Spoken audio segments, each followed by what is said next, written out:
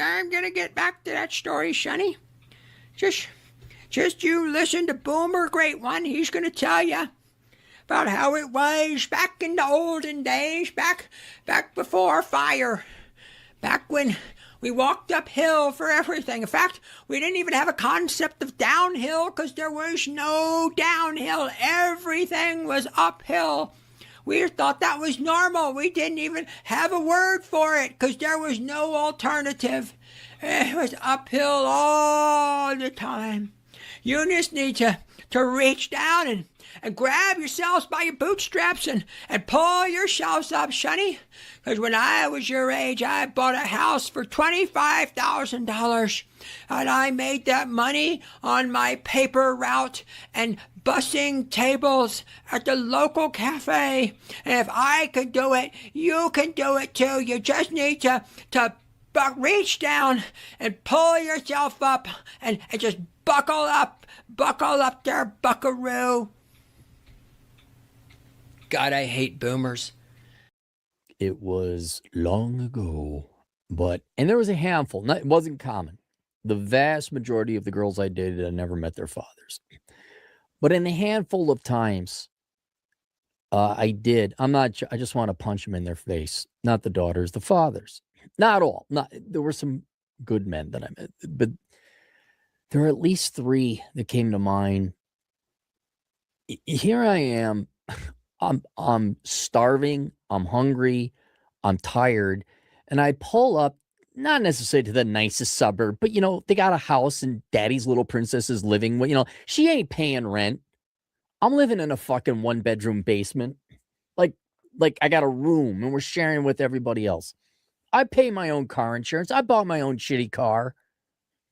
My coolant was freezing because it got so cold. Make my $6.90 an hour. And just exhausted. And I get this precious night off. And I get the old, where are you guys going? What are your intentions with my daughter? And had I not been a young man blinded by his horniness, I would have just said, listen, just fuck off, man. Okay. Just like you wanted to fuck her mother, I want to fuck your daughter. I'm going through this ridiculous and costly procedure to do that. And if you think I'm not of value while you're raising this spoiled little idiot in the suburbs, and what do you see the crappy car? I remember, well, you guys all know the Taiwanese princess, where the mom made me park my shitty 85, the gutless Cutlass. I couldn't park the car at their driveway because they were too ashamed what the neighbors would think. Bitch, I'm fucking working for a living. Just of all the things you're exhausted at the lower levels of Maslow's hierarchy of needs, and you got this HR Karen bitch in the form of a ball of suburbanite father thinking his daughter's the greatest fucking thing because it's half his fucking genetic material. Where are you going? So what are you doing? I'm going to college. Where do you work? Security? What kind of job? Oh, fuck off, man. Fuck off.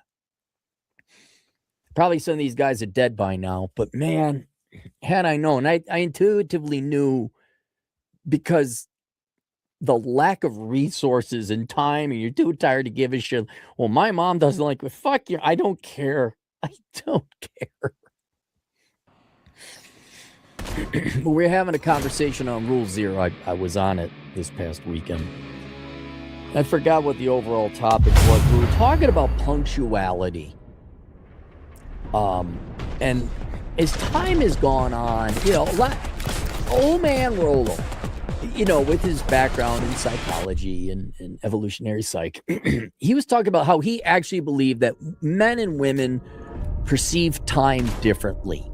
And I'm not disagreeing with him. I'm not disagreeing with this thesis and all that. But I'm at the point, and things have been going well for me. But I'm looking at it like, fuck that. I know how time works like there. Here's how time works. 1, 1,000, 2, 1,000, 3, 1,000. It's time. The satellites are based off of it. Gravity and time distortion is based, right?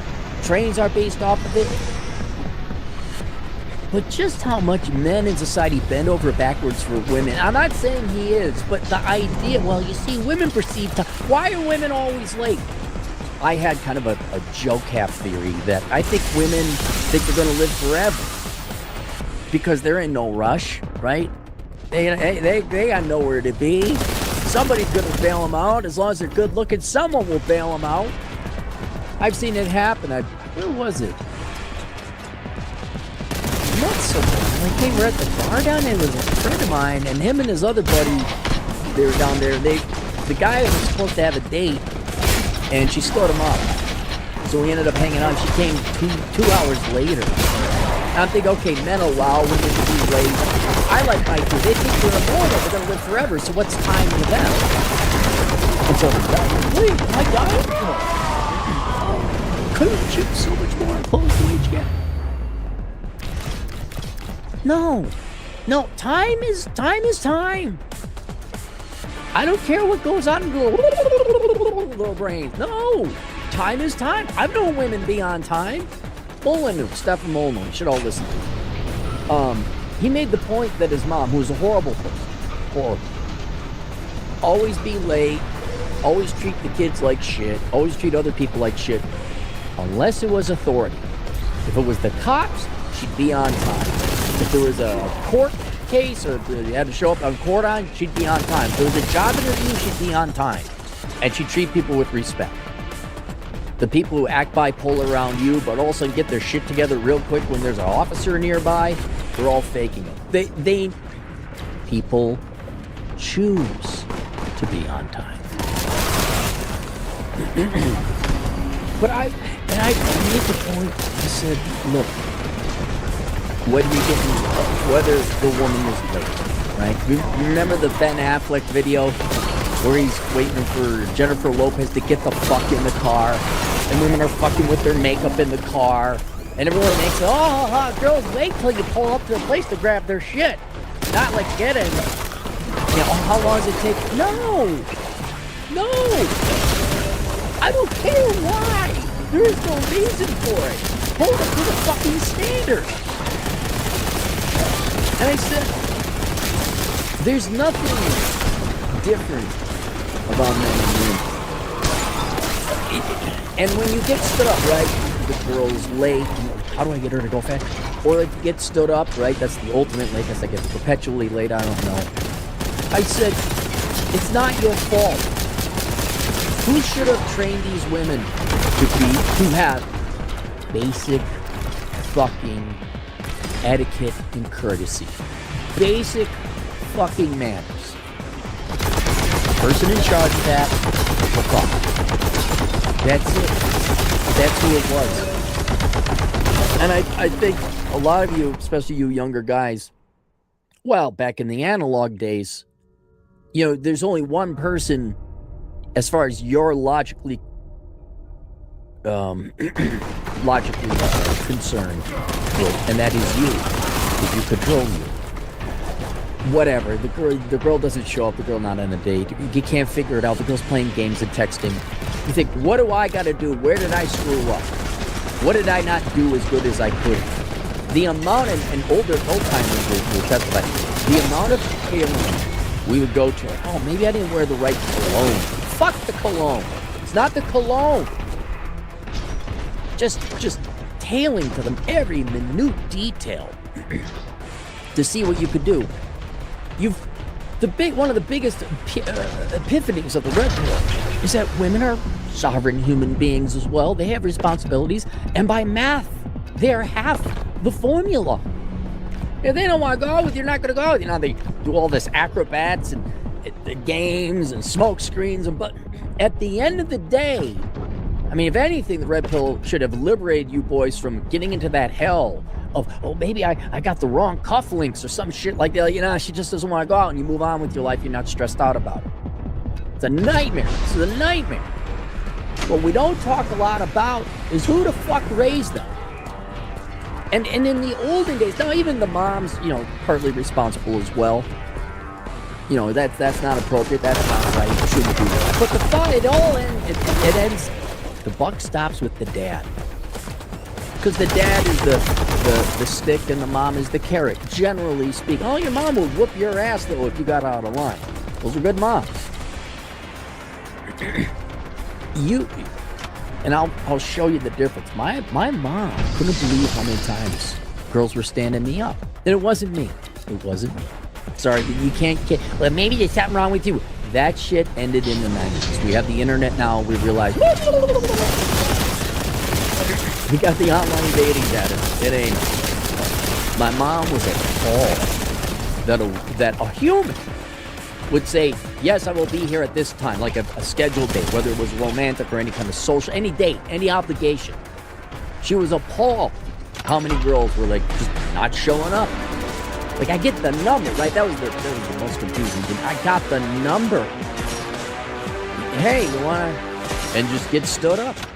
Like, even going to, by the way, get stood up. I mean, yeah, you get flaked on too and they stop calling, whatever. But, oh yeah, I'll pick you up at 7 on Tuesday. Like, you committed to this time and location. She couldn't believe it. Well, that's probably because she came from raised by World War II generation. Hey, you said Tuesday. You gave your word. You better honor your word. Well, with baby boomer generation parents raising it, and nothing's too good for daddy's little princess. You know, Dave Ramsey types.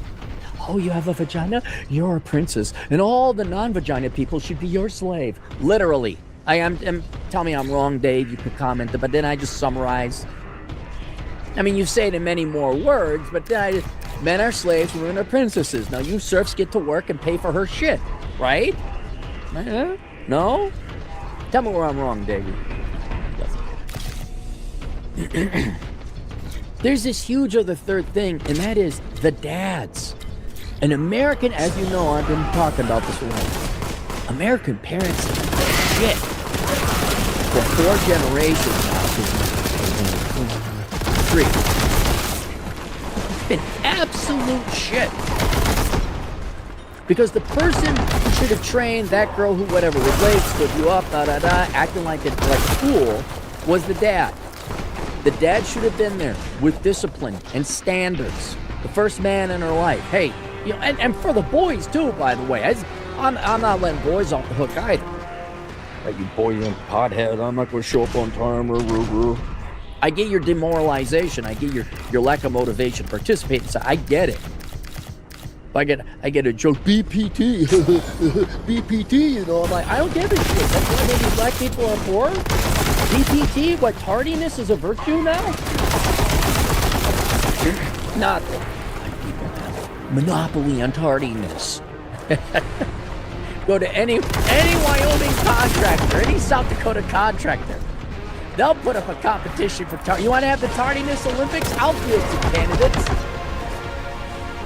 Point is, it's not just the fathers discipline their sons and raise their sons right. They absolutely don't. But we're not interested in dating the son. I'm trying to explain to you boys why this is not your fault. And there's this undiscussed, huge third contributing factor, third party, to how girls came out the way it was. Dads are fucking shit. American dads are fucking shit. You've been fucking shit for 3 generations. You're horrible fucking fathers. And so I'm going to go through what, and this almost probably equally applies to the boys that they failed to raise. I'm just going to go through the shit that your average American father doesn't do. How they raise their kids or the daddy's little princess. And then they ship these people, these dysfunctional adults, into the world, and then you're sitting there thinking, what did I do wrong? You didn't do anything wrong. The product is broken. So first, basic fucking courtesy. Basic golden rule. Timeliness, punctuality, being civil, not playing mind games. No, it's not there. Oh, I've seen it. Clean your room. Kids fucking ignore the dad. We're leaving at 6 p.m. Kids are not even in their clothes ready to go. Maybe I'd be a good father, I don't know, but I'd be an angry father. I said 6 o'clock. When I speak, my words are your God and Savior, and they are gold, and you will. I mean 6. I mean fucking 6.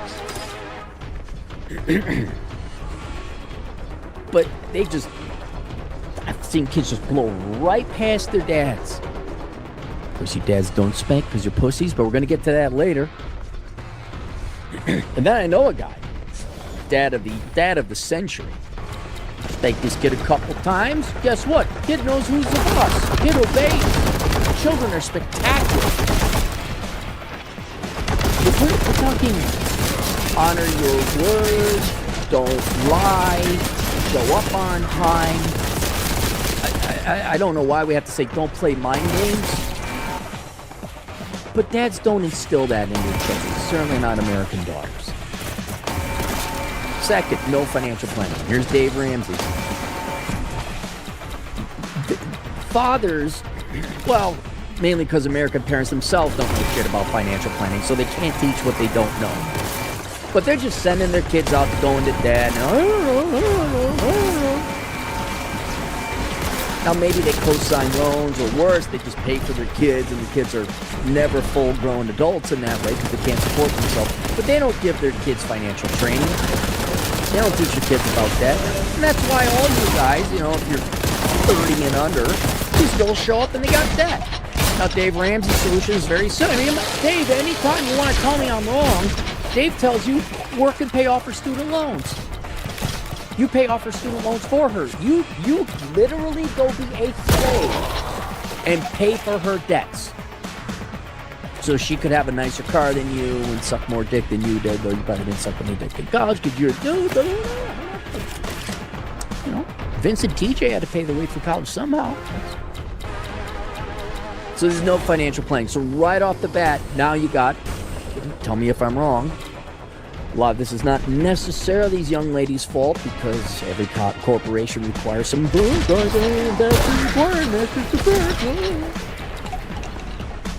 but they got debt. And that is a financial liability, which is a time liability. And I guarantee you they're going to require that you bail them. Because they're not going to pay for it, right? Related, the fathers give horrible college and career advice. Horrible. They just, whatever you want, sweetheart. Whatever you want.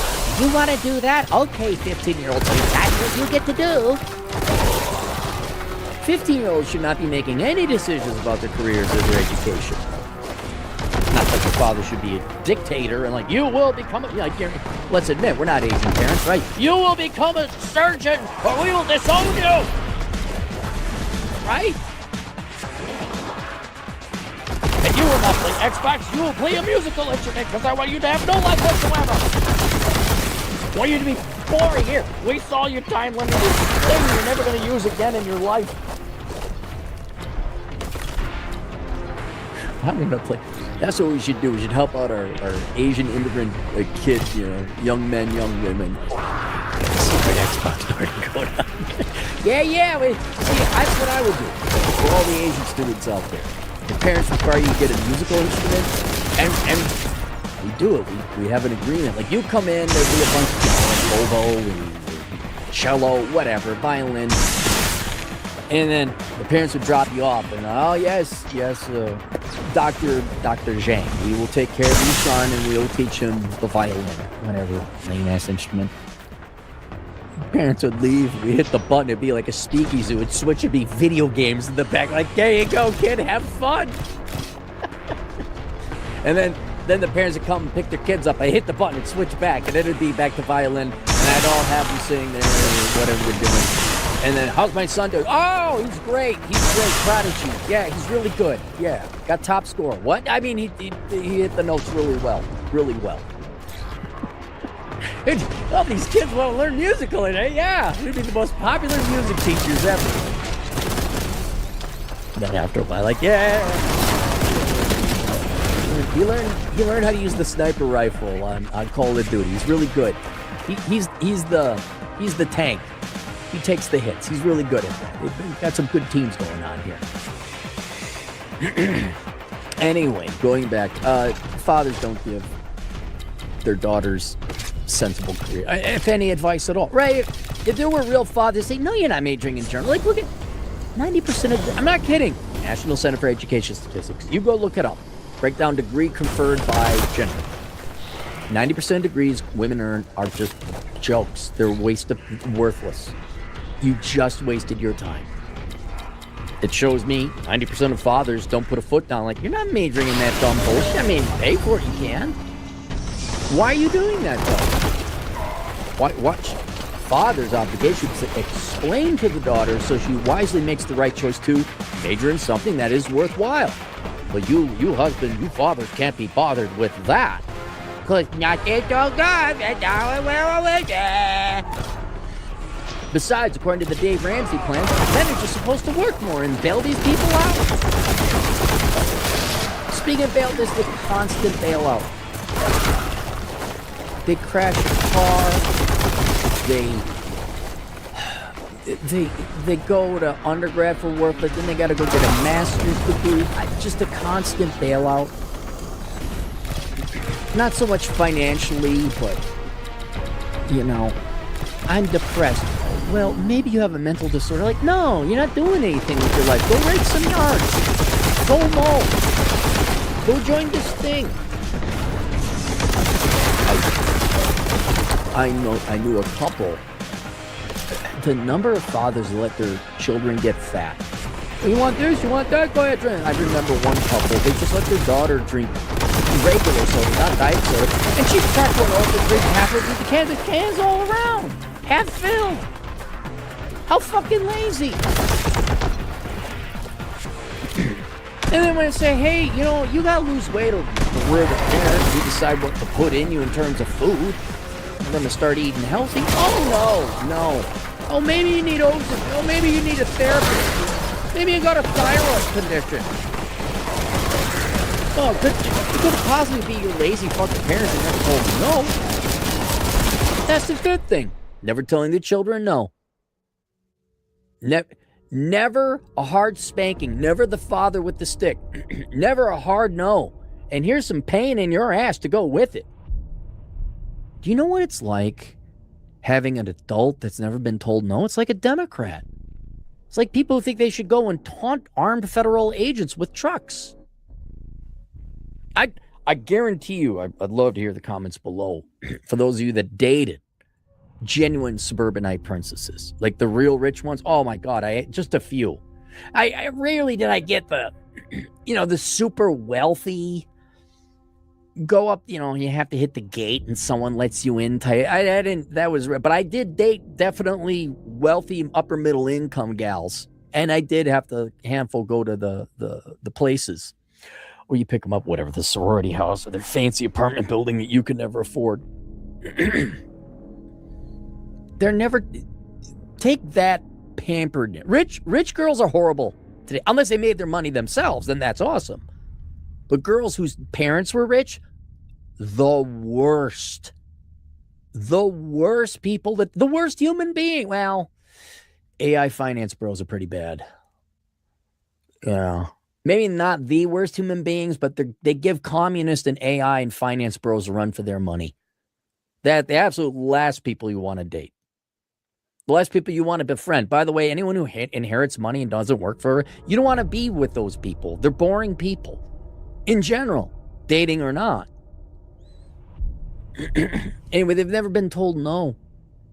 Can you imagine what that's like? See, you guys see all these Minneapolis protesters, like you see, because you've been conditioned all your genetic history going back millions of years.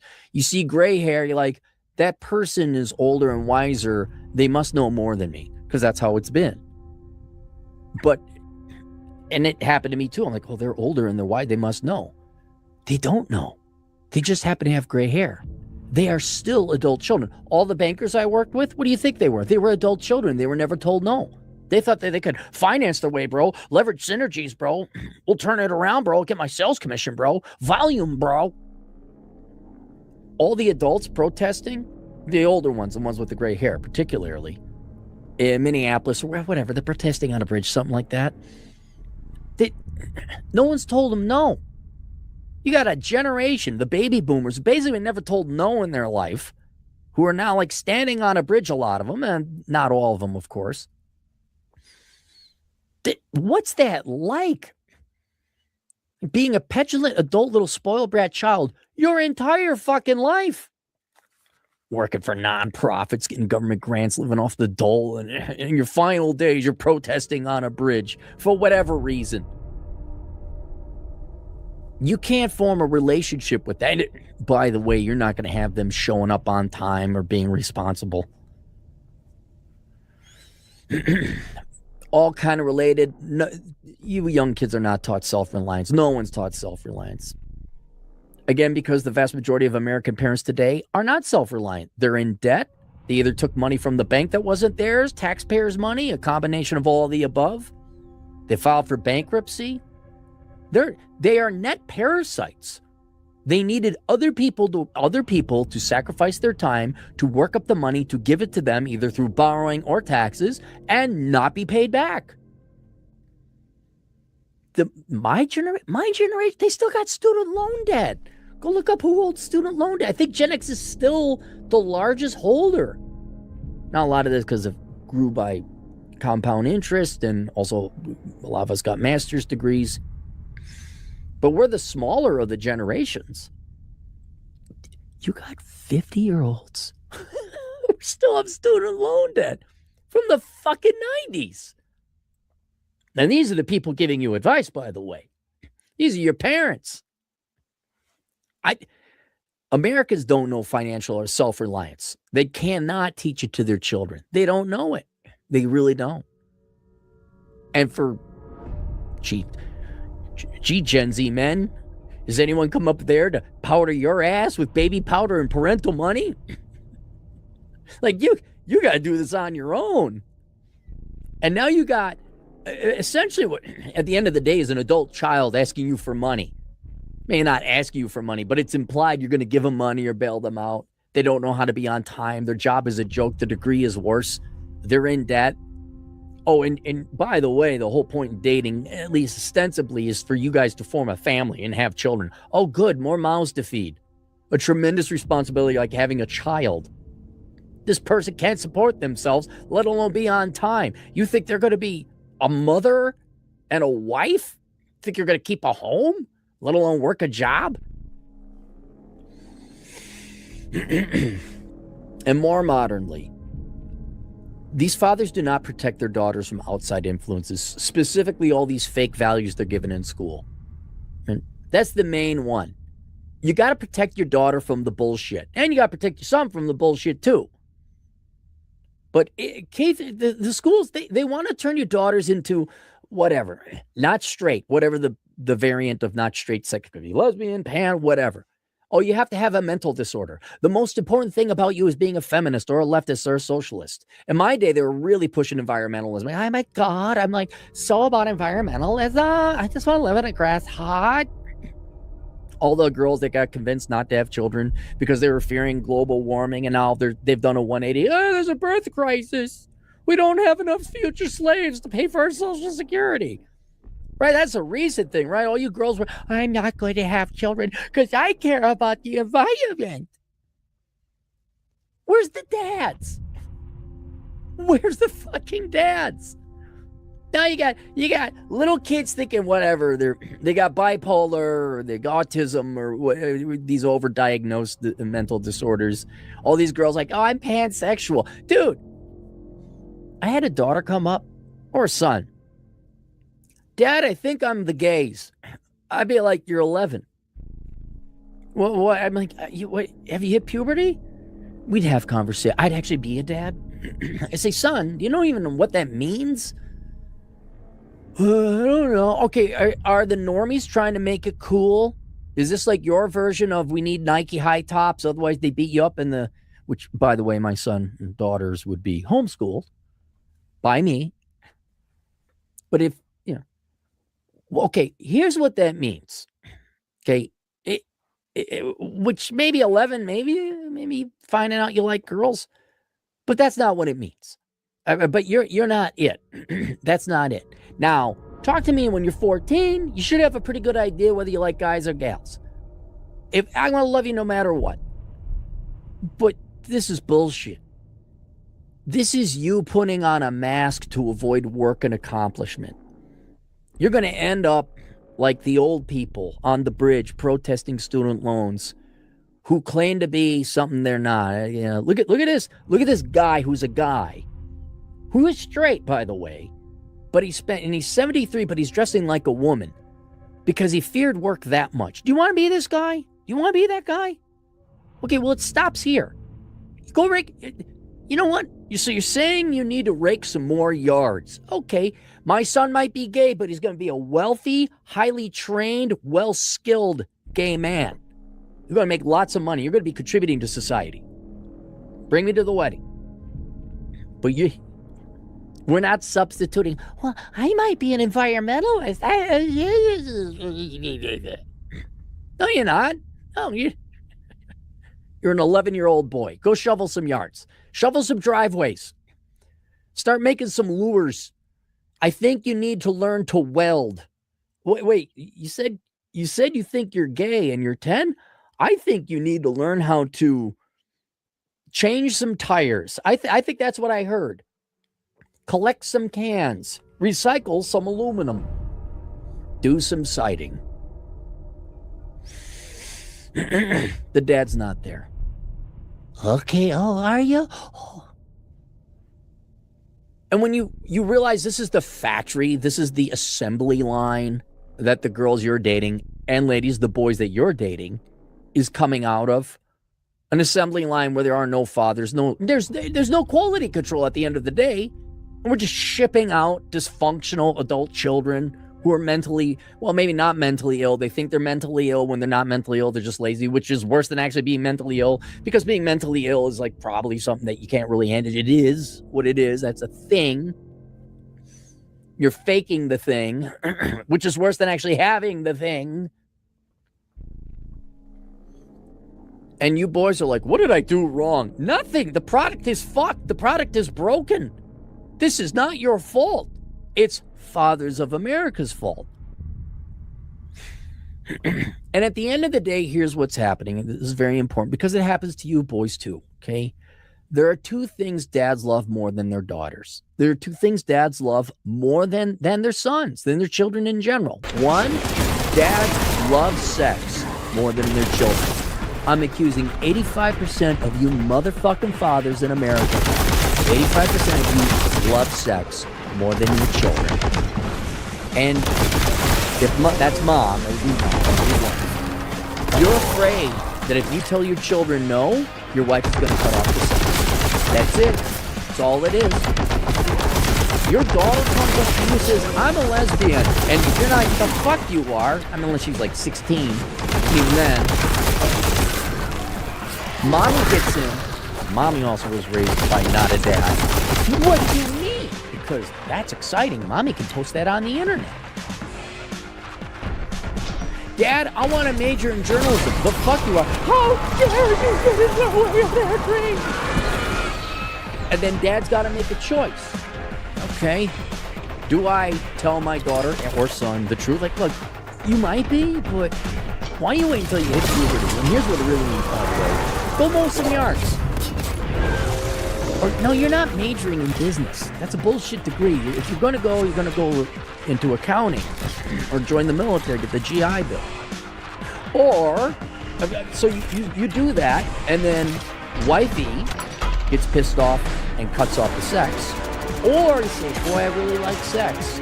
And let's just be honest, I like sex more than I like my children. So you're going to not father, not parent. What? You might have the autism? Well, we better talk to your mother because I want my peen touched. Oh, yep, they got a mental disorder. The psychologist said so. It could also be they're afraid of divorce. But I'm sorry, they're afraid of divorce more than they love their children. Them is facts. Right? How can you fathers of America actually let your children go and major in dumb shit? Hey, I've heard it before where, because I'm of the age. Oh, my son wanted to major, and I said no, but, the mom said, well, he's just finding himself. Tell the wife to shut the fuck up. Look, choose. Do you love your son or do you love sex more? Or are you afraid of divorce more? Which one? And we know by your actions. We know by the absence of fathering. You love sex / fear divorce more than you love your own damn children. Just be honest about it, right? The other reason, or the other thing that dads love more than their children, daughters included, is they love the ease that comes with not being a father. Parenting is hard. Discipline is hard. And I've seen so many parents now negotiating with 4-year-olds. We don't do that. We don't do that. No time out. No, blah, blah, blah. Boo, boo, boo, boo, boo, boo. You know, if you don't discipline the dog, it's going to piss in the house. If you don't discipline your kids, they turn out to be millennials with student loan debt. Hey, I'm kidding. I know some of you don't have student. I know some of you are realizing, some of you are waking up. You have feral adult children when they graduate. It's and look at how quick it is. Like, oh, they must have a mental disorder. No, they just have shitty parents. No, I'm not saying there. I have friends who have kids who have actual mental. I'm like, oh wow, okay, yeah. I'm not an expert, but neither are most of the psychologists. But there's something wrong with that kid. Yeah, there's something. Yeah. Oh, they're depressed. Well, it's because you let them get fat and they don't have any activities, and they're not shoveling driveways or raking yards. It's so easy for you weak parents. Just, they got a mental problem. Let's get them on antidepressants. They might be on Ritalin. I've seen it. You're too lazy to parent. And you love the laziness more than you love your children. That's fine. Donate your kid. Not donate. Put your kids up for adoption. Donate your kids. Put them up for adoption. You don't love them as much as you love other things or fear other things.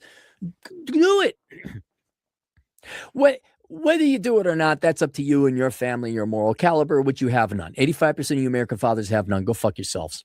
All right. For the rest of us, that's my client base, my audience. 85% of American parents aren't parenting. 85% of American fathers are ballless, spineless pussies who will not stand up to their wives or the children, and they love sex more than their children. Thus, the girls, and the girls, ladies, the boys that you're shipping out are dysfunctional. They're broken. It's not your fault. I mean, really think about that. And let's not pile it all on the parents. An 18-year-old person has consciousness and sentience. People know to show up on time. There's responsibility to the individual as well. But for the love of God, don't think there's anything wrong with you. This is why rule number 1 is be a good, honorable man. Be the good guy. Be responsible. Then you know it's not you. I know people think being punctual is, oh, Cappy, you're always on time. You're always anal about people being on. No.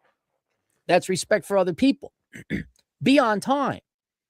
Do what you say you're going to do. I will see you at the jazz club at 7 p.m. Have reservations. Have it ready to go. You do your job. So when the other person doesn't do theirs, you know it's not you. That's really important, especially in career, too. Do exactly what your baby boomer boss told you. Email it. Get confirmation. Verify. So when they say, I can't believe you did the thing in blue, I say, here's the email telling me to do it in blue. You ever see a boomer not compute? Oh, they get pissed. Here's a mirror, motherfucker. Here's who's responsible. They're releasing so many broken human beings into the dating pool right now. This is not your fault. And it has been your fault for generations. Someone not showing up, someone giving you the number, I guess, whatever, your Instagram, or I will be there at 7 p.m. and standing you up. No. Girls matching you on the internets and all that for the ulterior motive of being entertained and stringing you along. Unacceptable. Dishonorable.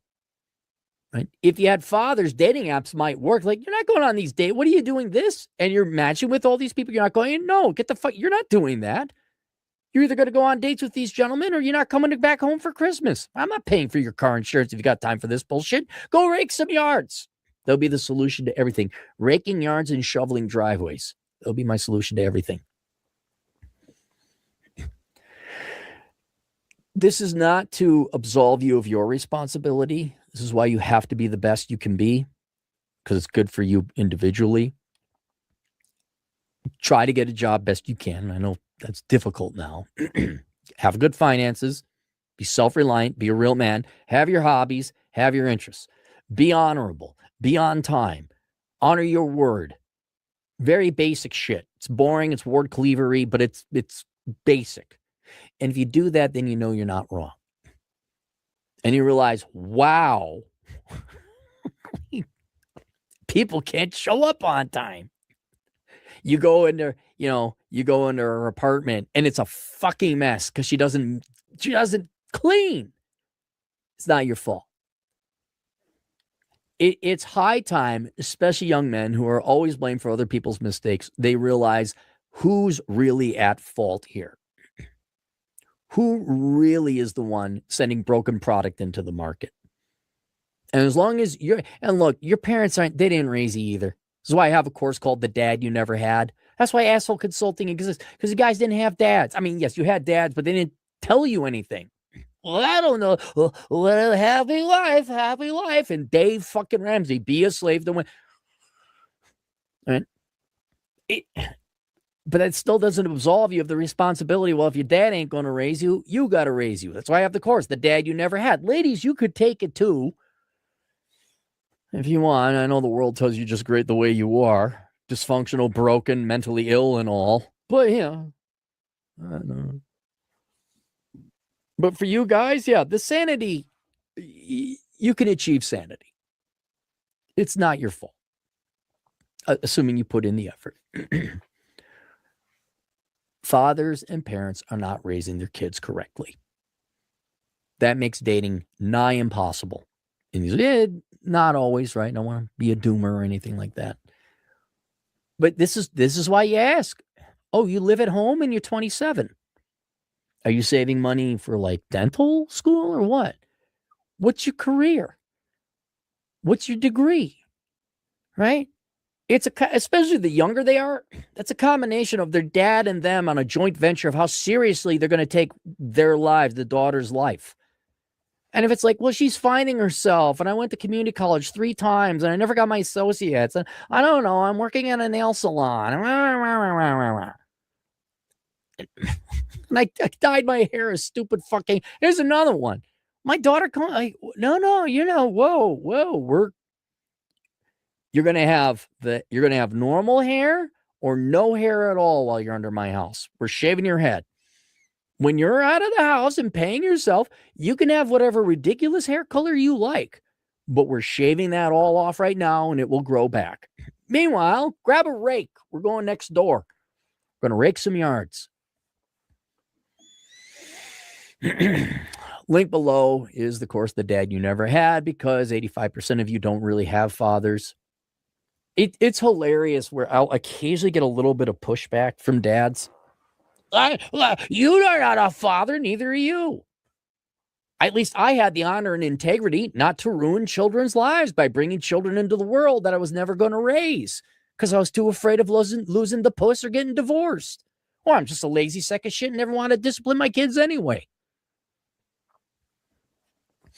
At least I didn't torture any children. You're a torturer. Congratulations, you got divorced. Yay, you're a child abuser. Get the fuck out of here. Oh, wait.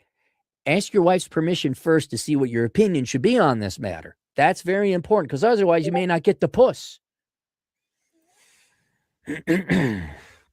Clown Town, $2 Cappy. How to instill work ethic in little princess? You let them starve. I mean, at the end of the day, you do nothing. You're not going to. But see, every other guy is going to want to fuck her and they'll bail her out temporarily. It starts with make your bed.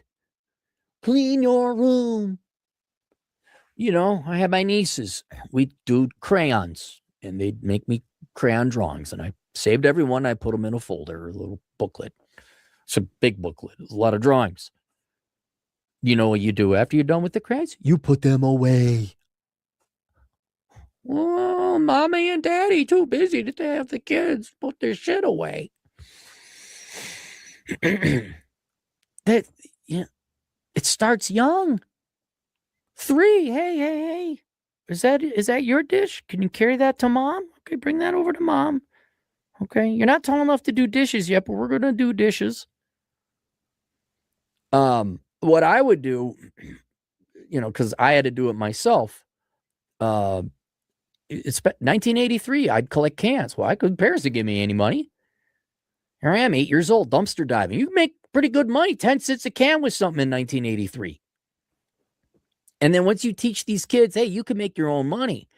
Now, especially, because you can't even find adults to mow yards. You say, hey, look, here's a lawnmower. We're going to do the math. No, you're not joining soccer. No.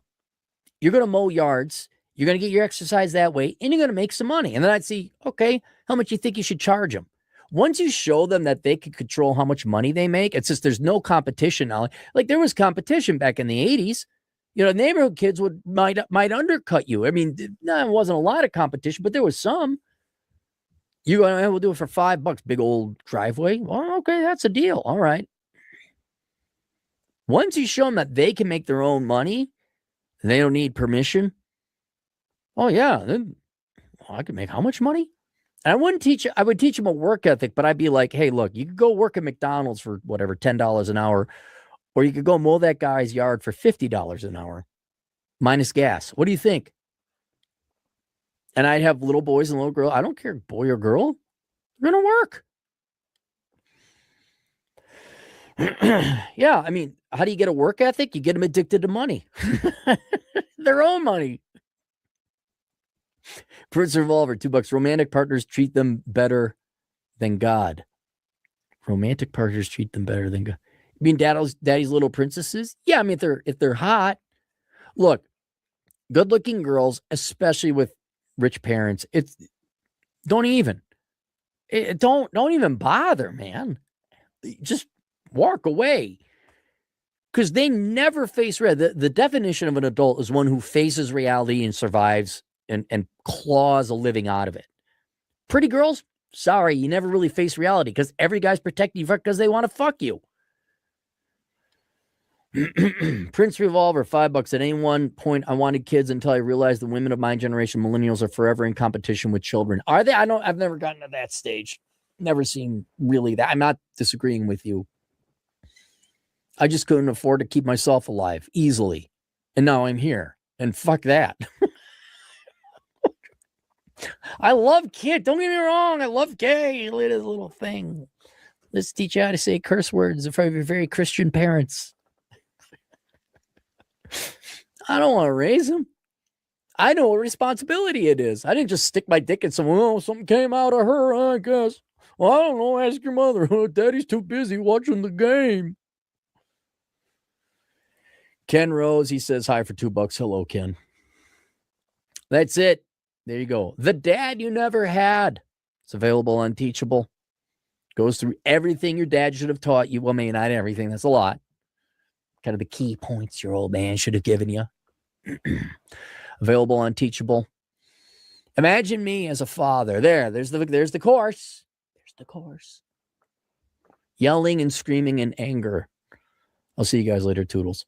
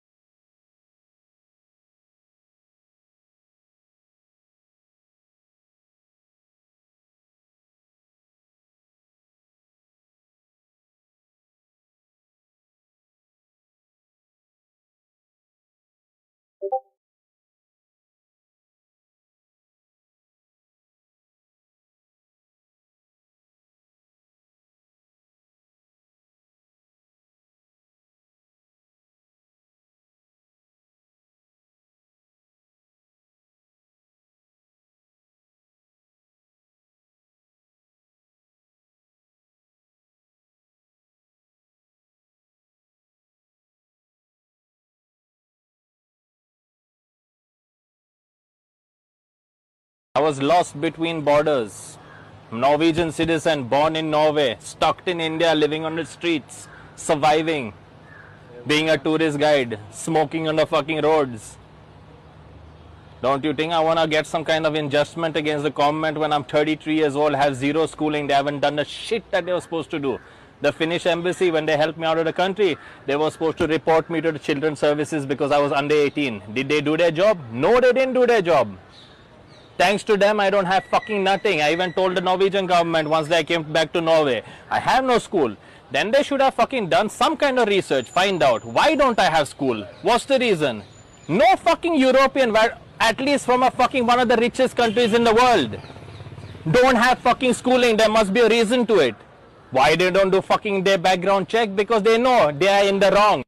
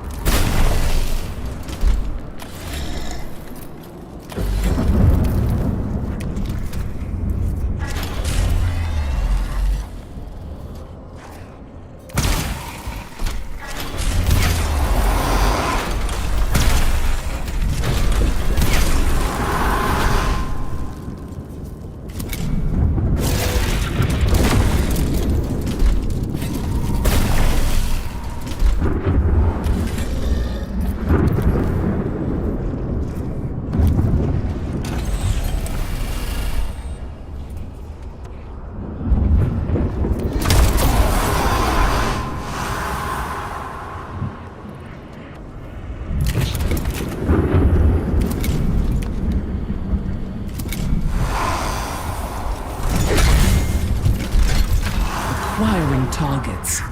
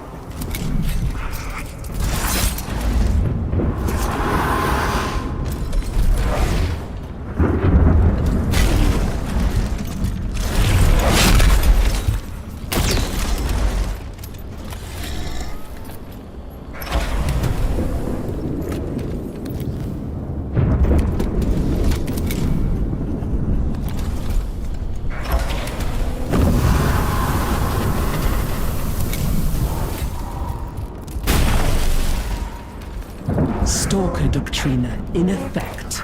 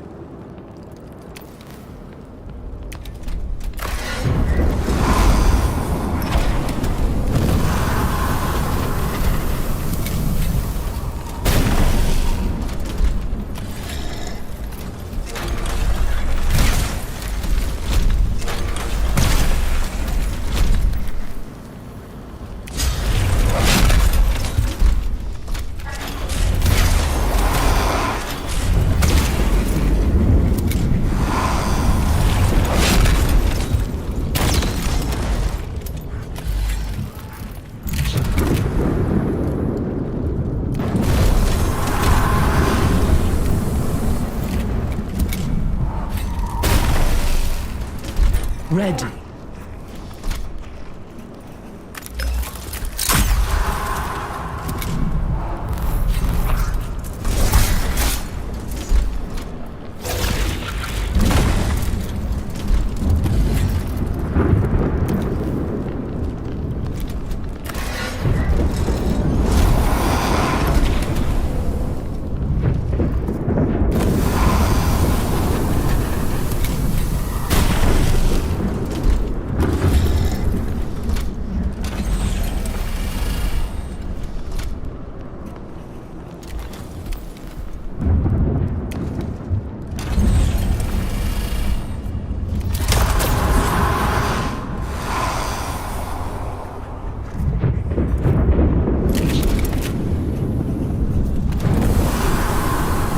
Lying in wait.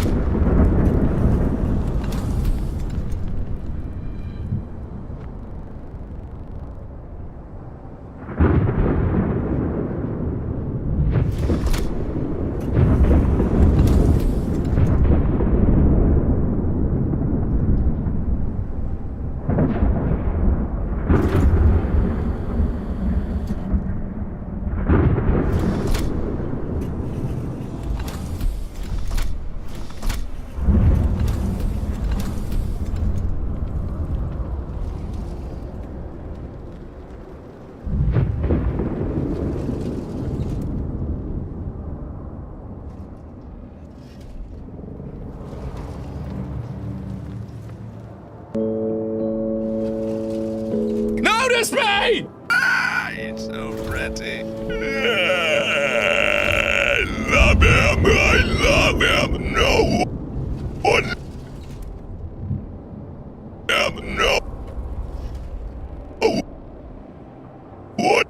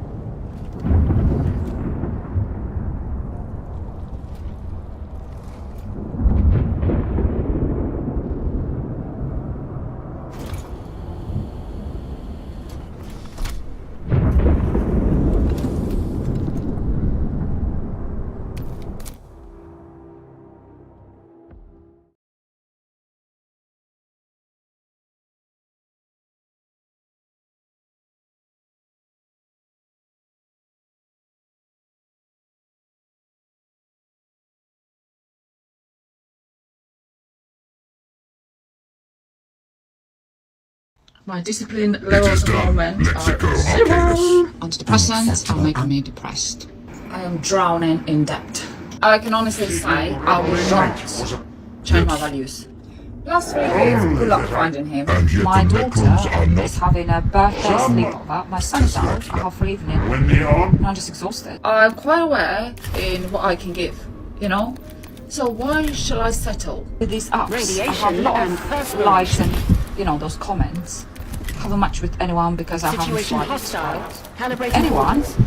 Just don't like anyone. Dating apps are absolutely mental. I have comments like this a lot. And especially comments where the guys say, fancy an arm wrestle, like, hell no. Why would I want to arm wrestle a guy? So this is the picture in question, guys. Why do you think men are saying that, ma'am? It's because you're very, very masculine. Men in general don't like women like you. We like feminine women. I think it's almost impossible to date me unless you are a decent, humble, wholesome, Anonymous fan. I thank the yes. I've been single for 5 years. Yes, I haven't opened my legs for 5 years, which seems like, wow, what's wrong with you? Surprising for a lot of people. But then it's because I haven't met that person that, let me close. That I haven't felt a connection with, and I don't do casual stuff. I want to find someone that's on my level that I connect with, and it's on my level. Ma'am, you're over 40 and you're a single mother of 3 kids. And then you know, do all the fun stuff, and I haven't found anyone in 5 years because dating is absolute shite. By the way, guys, if you enjoy my videos, consider subscribing. I think some of you must be better than me because I will not let a man, a friend, an acquaintance tell me more than once that they don't want me before I'm out of there. Everybody in my comments talking about we need to bring back slut shaming. You guys never stop. I get slut shamed every day. A real hoe just doesn't give a fuck. If a man tells me that he's not ready for a relationship, like, I leech. Like, you're my man. You're my boyfriend now. What the fuck do you mean? Pretty privilege is when you walk past a group of gang members, but they'd rather hit on you than rob you. I don't know about you guys, but when I see her face like that, it just reminds me of Gargamel. I've got a bit of a dilemma. How am I gonna meet my future boyfriend if I don't go out? Given ugly. Just keep making TikTok videos, ma'am. I'm sure he will fall from the sky. Give a man a chance. Give a man that's not your type a chance. I did. Still a cheating, dishonest loser. And all while looking like a ball sack. Ma'am, if you're attracted to the toxic man, it doesn't matter how he looks, he will still be toxic. It's not a man problem, it's a you problem, man. It was great. People are out here fumbling genuine people and genuine connections because they have the illusion of so many options available to them. 10 types of women you shouldn't pursue. Negative women, women that don't respect your time, jealous women, inconsistent women, women with no goals, recently single women. Women that make TikTok videos. Women that need saving, materialistic women, women that call you just a friend, and avoidant women. Jamie. 25. I'm 25, 3 kids, and 1 on the way. I'm single, I need a man, I'm ready to settle down. He updated his dating profile. We went on 1 date. It's like watching someone just tell you they're not interested in real time without even having to tell you. So dating apps are tough, people. Back to cuffed, back to swiping. That's official. I'm no longer saying I'm single, okay? I'm now gonna say that I'm expecting. I'm just expecting my future husband, born, grow, mature, all of those things. And no matter how many words you keep inventing, you're still single. And you're still delusional. This is for the men unhinged, and I'm sure that most women will agree with me. We need to put a star sign in your profile. You hate astrology. We get it. You think it's dumb. We don't give a shit about Super Sunday, we do. It's not that we think it's dumb. It's that there are studies that show that women that believe in astrology have a lower IQ and are very narcissistic. We don't care that you want to go for a hike and a roast. We care who we're compatible with. Women love it. We absolutely love knowing whether or not our stars line. Don't say women, ma'am. It's not all women. Not all women are into that, ma'am. Some women actually are smart. I'm just going to skip this video because it's very stupid. Women on birth control are attracted to these men. They end up marrying these men. They're still on birth control. They get off the pill to at some point try to get pregnant. And then they look at their husband and they're like, oh shit, you can't protect me from anything. Yeah. And the primal nature kicks in because what birth control does is it suppresses your ovulation. So these women And yes, there are studies that prove this, guys. women are not ovulating, which is the time of the month, obviously, where you like want to sleep with a Viking and have his babies. But because they're attracted to these soy boys on this pill, then they're like, oh no. You know when people say to beautiful women, how are you single? You could literally have any man you want. They could have any man they want, and they still chose not to be with one. Transmitting. No, they can't, ma'am. If your favorite celebrity crush right now, the guy that you like most from TV, would come up to you and say, let's be in a relationship, you would say yes in a heartbeat. So no, it's not true that you can get any man. It's the fact that the men that you want don't want you back. And because you're delusional, you'll never settle, ma'am. That's why you're still single. Again, guys, they have no logic. I'm just going to skip this video because it's very stupid. You know what I want? I want men to bring back the art of approaching women. It's completely lost. I feel like men don't do it anymore. And I'm not talking about like those creepy guys that come up to you and like hit on you when you're close and disgusting. It's like never a positive interaction. I'm talking about like normal day-to-day guys. Like, Ma'am, don't you understand that the reason that men don't approach women anymore is exactly because of women like you? You just said, oh, and not those creeps. Ma'am, the only difference between a creep and a non-creep approaching you is how hot you think he is. Can you see, this is why men don't want to approach anymore. Because what if you don't find him hot and you think he's a creep? You just outed yourself. This is why I tell you guys, they have no logic. Stay away from women like these. They will ruin your life. We're just going to skip this video because it's very stupid. The biggest paradox in the dating world today that is affecting everything we do. The feminine has an innate desire to always want more, and the masculine's biggest pain point is never being enough. And so when the masculine is constantly moving from this never enough space, when the feminine shows up in her desire for more, this is why so many great relationships break. Instead of men understanding that she'll always desire more. That's our nature, we're creators. And also for us to remember that he wants to feel like he's enough for you too, so to remind him. How does a woman actively remind a man that she will keep nagging him until she divorces him. You're so much my man. I'm so grateful for how you show up for me. I'm so amazed by you every day, and mean it. Yes, ma'am, but you don't mean it. Because you always desire more. So you're never satisfied, even though you say you're satisfied. By the way, guys, not all women are like this. Women can really want divorce, and then they go down that road, and then they're initially very happy, and then they're like, ugh. Because I have seen that too. So you almost put, he's the entire problem. He's the focus of the problem rather than actually we were both the problem, creating the problem, right? And if you kind of maybe looked at it like that rather than you're like, he's the entire reason my whole life like is I'm stressed or whatever, it's him. And of course sometimes it can be in the man or the woman, but what I'm saying is it's generally both of what you're doing to each other because of the environment which creates the problem, which creates your frustration. How do you approach a girl you like when she's with a group of friends? The biggest thing is when you approach a group, make sure not to single any of them out, address the group as a whole, and keep it brief.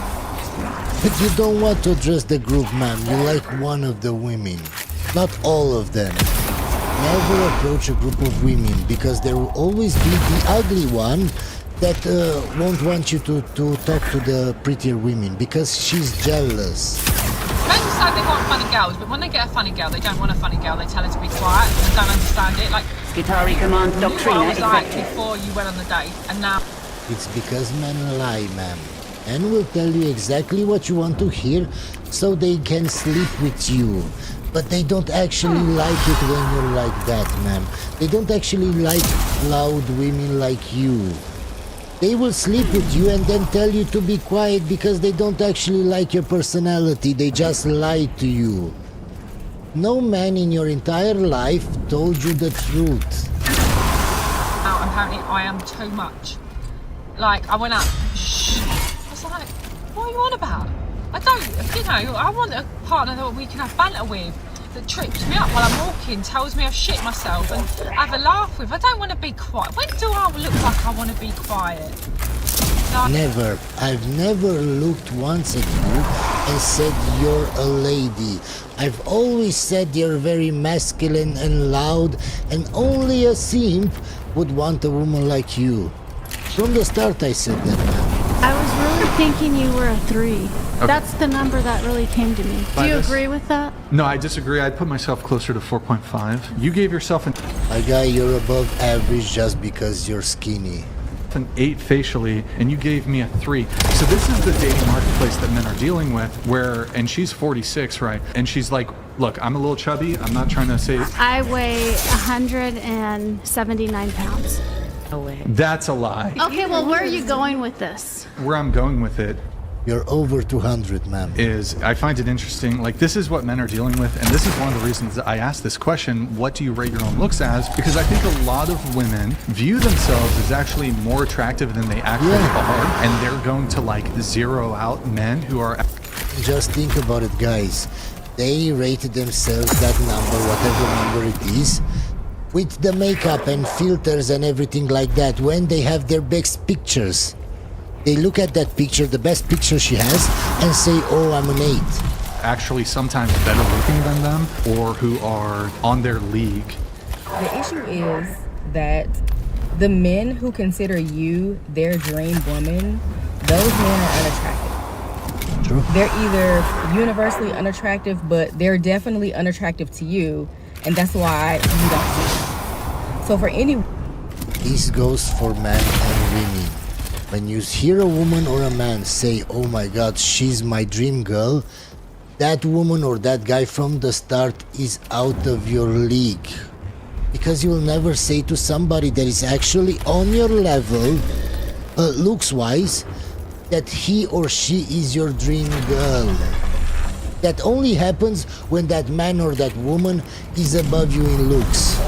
Woman who's having like all of these issues with dating and oh, I can't get da-da-da-da, it's because you're not those men's dream woman. That doesn't mean that you need to go and do something different. I'm just saying that is the reality. If you have ever been treated exceptionally well, you would know this is true and you wouldn't be living in delusion. Nobody can force women to do anything. I don't care if they want to stay delusional for the rest of their life. I really don't. My problem is when women act a certain way, think a certain way, and make certain decisions in their life, and then they make TikTok videos to complain how shitty their dating life is. If you're delusional and waiting for Prince Charming, I really don't care. But then you don't get to complain on TikTok that Prince Charming isn't coming and you're 50 with cats. People say to me in my line of work and in the public work that I do, well, do you think I should get married? And I always say, well, you have to answer a question, and here's the question. What is the problem to which marriage is a solution? None.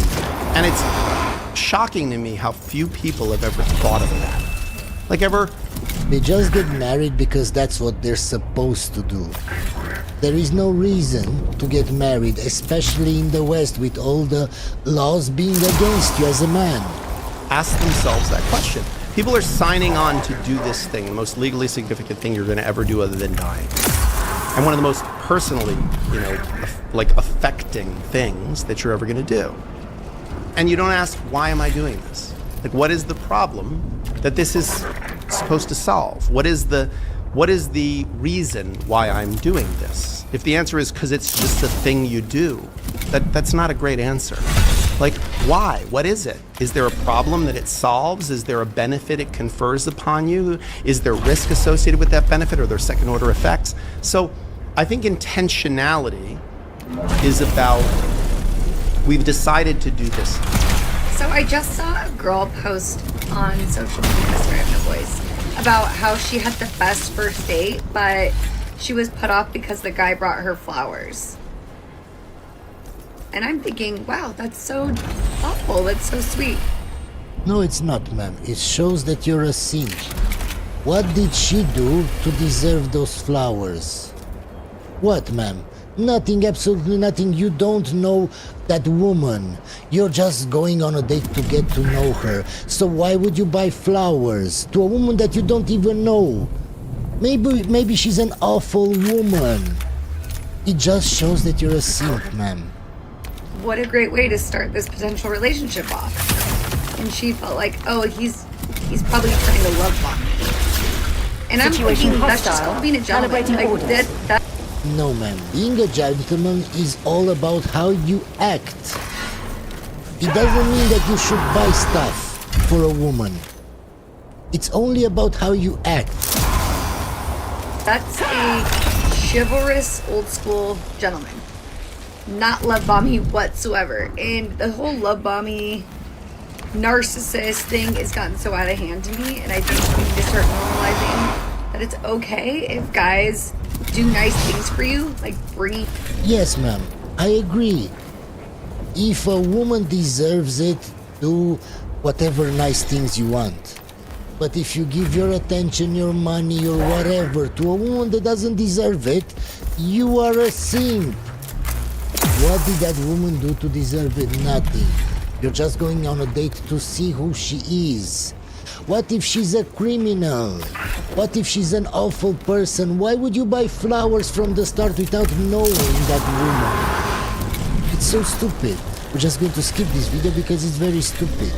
I ended up going on a couple dates with this one guy over last summer. I noticed that he was like way more fun in person than he was over text. Like, he was a pretty dry texter, and he would take like 12 hours to answer. But not that we were talking about anything fun though. It was kind of boring stuff. He takes 12 hours to answer, man. From the start, he doesn't like you that much. Like, all he was planning was our next date and like logistics of that, which I guess I appreciated, but like, I was a little bit confused. I was like, why are, like, I guess I was just used to like talking to a girl who's like more fun over text and like a better texter. So then I started getting the ick because he, like, all we were talking about was like times and locations. He would be like, hey, how are you? And it would be like, I'm good. Like, nothing like fun to text. So then I got on our second date and I was already kind of prepared to break up with him just because I was like, I don't really feel a spark over text. And he was like shocked that I was saying that. Like, I remember he was like, wait, but I like you. Like, wait. I was only doing that because I didn't want to like bother you, I felt like. And I actually believed him. Like, I think he just like didn't know what to talk about. And I think he was just like a little bit nervous, which like totally honored that he was nervous. But the way he explained it kind of put me at ease. I think that if you get too much into like the TikTok dating advice, or like never let a man like basically creating standards that are so high that it would be like almost impossible for someone to meet. And it's almost like if he's that good of a texter, it's kind of a red flag. Yes, I said this before. If he does everything right on a date or on text or whatever, it's because he's a player. Usually when a guy takes 12 hours to answer, ma'am, it's because he's not that into you. But I can get why a guy wouldn't want to bother you because he doesn't want you to seem desperate. But 12 hours to me, ma'am, is too much. In my opinion, something's wrong with the guy. Maybe he truly likes you, but as we can all see, you're still single and you're not with him. So what was the problem? Highest divorce rates, 2 women. Lowest divorce rates, 2 men. Highest rates of domestic violence, 2 women. Lowest rates of domestic violence, 2 men. 75 to 80% of divorces filed by women. Top reasons: boredom, unhappiness, no longer compatible. Highest rates for maltreatment of children by women. Women consume social media at a far higher rate than men. Women are also 3 times more likely to deal with mental health issues than men. When you share these statistics, It's only twice, man. Twice as much to deal with mental problems than men. It's not 3 times. you are automatically labeled a misogynist pick-me who hates women, but fortunately, I care more about truth than being accepted by the sisterhood. I'm also not a girl's girl, I'm a woman's woman, which means taking radical responsibility and accountability for my own gender. And the truth is, We have a lot of work to do.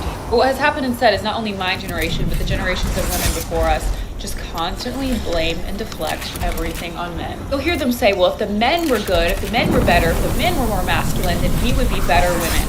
And that's an extremely entitled take to say that your virtue only relies on men in society. With that attitude, No matter how good or virtuous or chivalrous or masculine that guy is, if you're a shit woman, him coming into your life won't change anything. You'll still be a shit woman.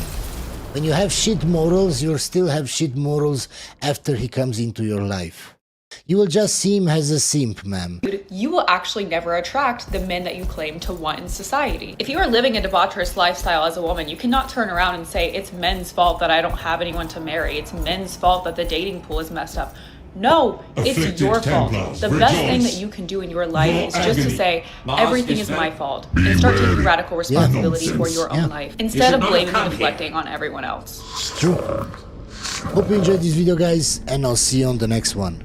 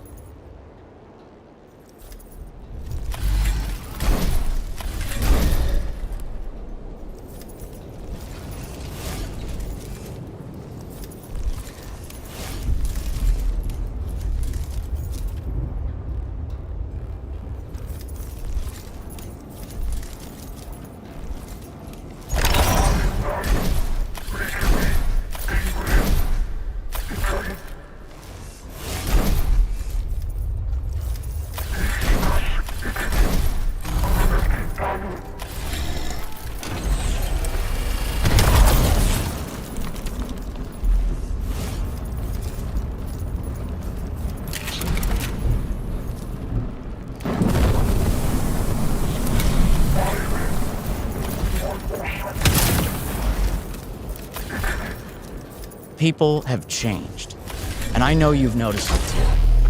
If you were at least old enough to have been a teenager during the 2010s, you've seen it happen.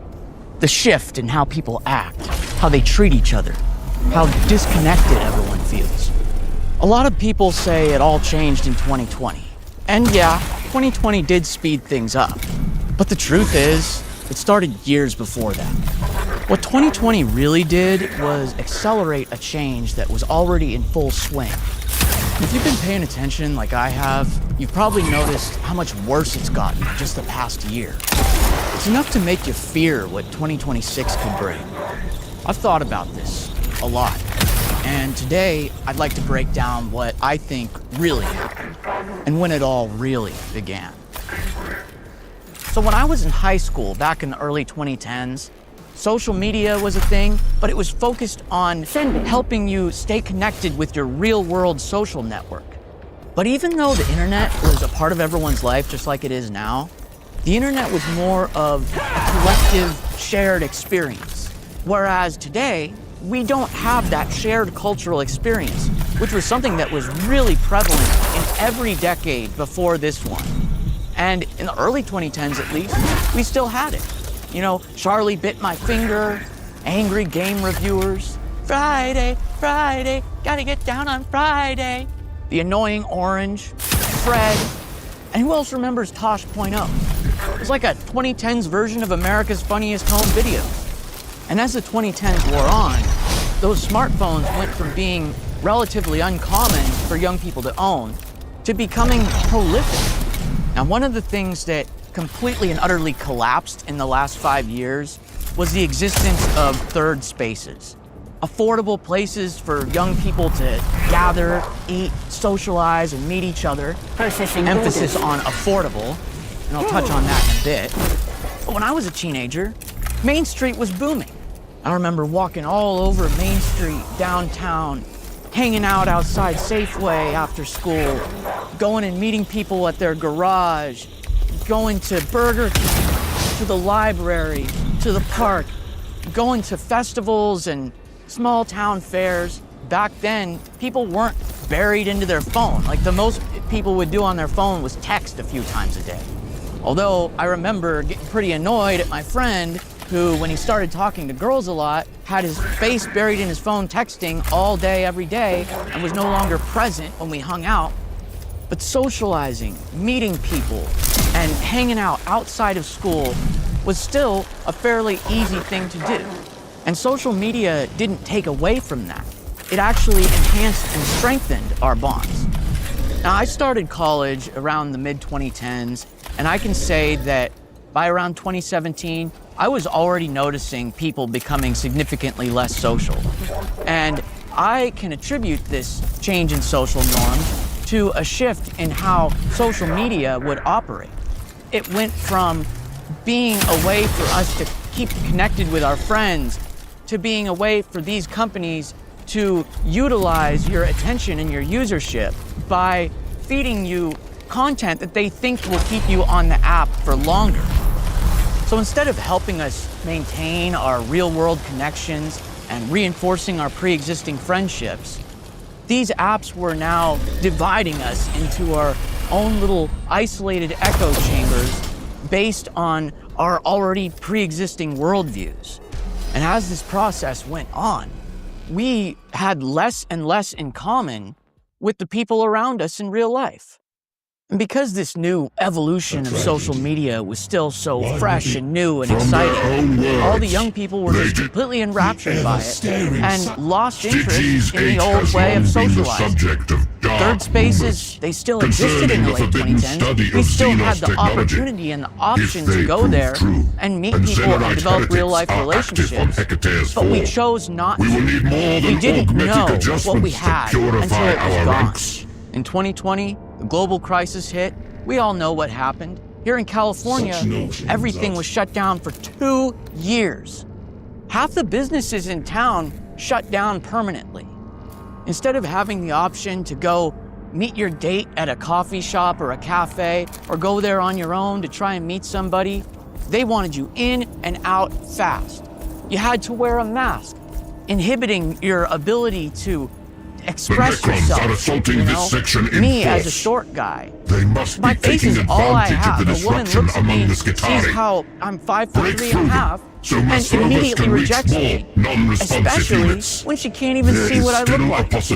And of course, we had the rise of these delivery apps, banking apps. All of a sudden, you could do everything you needed to do without even leaving the house. And women, especially with these dating apps, they get, 100, 200 matches in one day. All they got to do to meet a man is pull out their phone, go on Bumble or Tinder, and in 5 minutes they'll have a special order for the nearest 6'6" Chad to head right over to their house for a night of fun. What chance do guys like us have? When I go out today, I don't see women my age. All I see when I go out is 90% of women are over the age of 60, and the ones that aren't have a kid with them or a guy. And if you look at them for 1 second too long, that guy is. So what's the point in going out? And I remember, even in 2019, when I would go out to bars and try to meet girls, they would all huddle around in their isolated little groups with their backs to everyone else. They were unapproachable. They would look at you like you're some kind of creep. Unless you're tall, of course.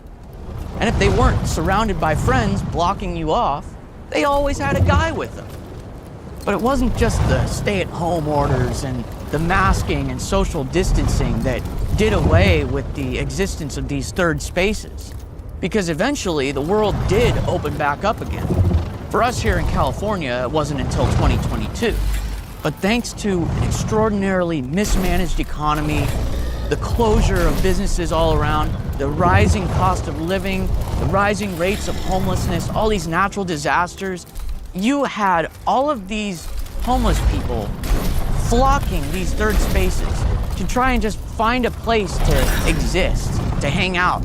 You had mentally ill people with very poor hygiene scaring away customers, and it became impractical for these businesses to allow the kind of gathering and loitering and socialization that they actually encouraged in the 2010s. All of a sudden, just like during the lockdown, they wanted you in and out in 15 to 20 minutes. It's either you buy something or get out. Most people these days just use drive-thrus, so even if you go over there, 90% of the time the place is going to be empty. But all that isn't even the biggest reason for the collapse of real-world connection in third spaces. I would argue that the biggest reason is inflation and greedflation.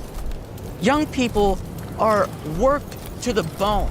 We're burned out, we're broke, we can't afford the higher prices, and overall, we're just too exhausted to bother socializing. We don't have time. Now, I don't know about you guys, but during this post-lockdown era, I have developed a craving for social interaction, a craving to be seen. I want to go out in public. Even though I don't have the time for it, I do it whenever I can. I go to the bank physically. I hang out and I talk to the teller. I remember their name. I do the same thing at the grocery store. When I go to a restaurant, I want to be talked to by a waitress. I want to go up to the counter. I don't want to use touchscreen kiosks that probably have E. coli all over them, and then just be handed a bag of food. As a result of this disastrous economy, costs going up, they're passing it on to consumer, and they're finding every way they can to fire people. And as a result, these little moments of connection we once had are slowly being taken away. Also, some multinational corporation can save a few bucks. And as I touched on before, social media and the way it's evolved, it has pushed people and herded them off into all these isolated algorithmic echo chambers. We don't have those all-encompassing cultural movements that defined past decades, and it makes it much harder to bond with people in real life. And by far, the most negative outcome of this cultural fragmentation is the political division that's resulted from it. For those of you who are young, you might not know this, but in past decades, the majority of people agreed on the majority of things. And political division was based on a few key issues that people disagreed on. But for the most part, people could agree to disagree. We didn't live in multiple different realities, and it becomes impossible to get along with each other when you see the other person as living in a false reality. And as a result of this, people no longer feel safe opening up to each other. And that's another thing that accelerated over the last 5 years. This extreme level of political division began in the late 2010s, and I'll explain a little bit more on that later, but it was the crisis in 2020 and the election of 2020 that kicked that into high gear. Our perceptions of reality completely split and became further and further apart as time went on. I used to say whatever I wanted to on social media, no matter how offensive it was, within reason, without fear of anything bad happening to me, because that's the way life always was before the 2020 election. And I thought it would always be that way. But I apparently just happened to have developed an opinion that was considered dangerous. So one day, I decided to share that opinion on social media back in 2021. And I shared my distrust for the billionaires who were in charge of coming up with the thing that was supposed to help save humanity from this new crisis. And all of a sudden, I'm banned from LinkedIn. All thanks to the witch hunt for conspiracy theorists and those who spread 2021's word of the year, misinformation. Then a year later, I decide to share my opinion on the Ukraine war Situation on hostile. Reddit. Calibrating What happens? orders. I'm permanently banned from Reddit. Tried making several new accounts, auto-banned. Every time. Same thing happened with Twitter. And I started hearing these stories of people across the country sharing their opinions on these things and having people call up their employer and get them fired or turn them in to the FBI as a potential domestic terrorist. And then I log into Radiation Bumble, and I see perspiration. nothing but women saying, if you voted this way, swipe left. If you didn't get the job, swipe left. If you don't support BLM, swipe left. It's like if you didn't kowtow to every last one of their virtue signaling fads, that's it. You're shunned. You're excommunicated. And that's the best case scenario. They'll go out of your way to ruin your life, ruin your reputation, tell everyone that you're a racist, that you're a bigot, that you're a fascist, that you want people to die. And if you don't genuinely feel the same way about all that stuff, you're gonna have to live a lie and put a mask on your face. You know how exhausting that is, how emotionally draining? And at some point, you're gonna slip up.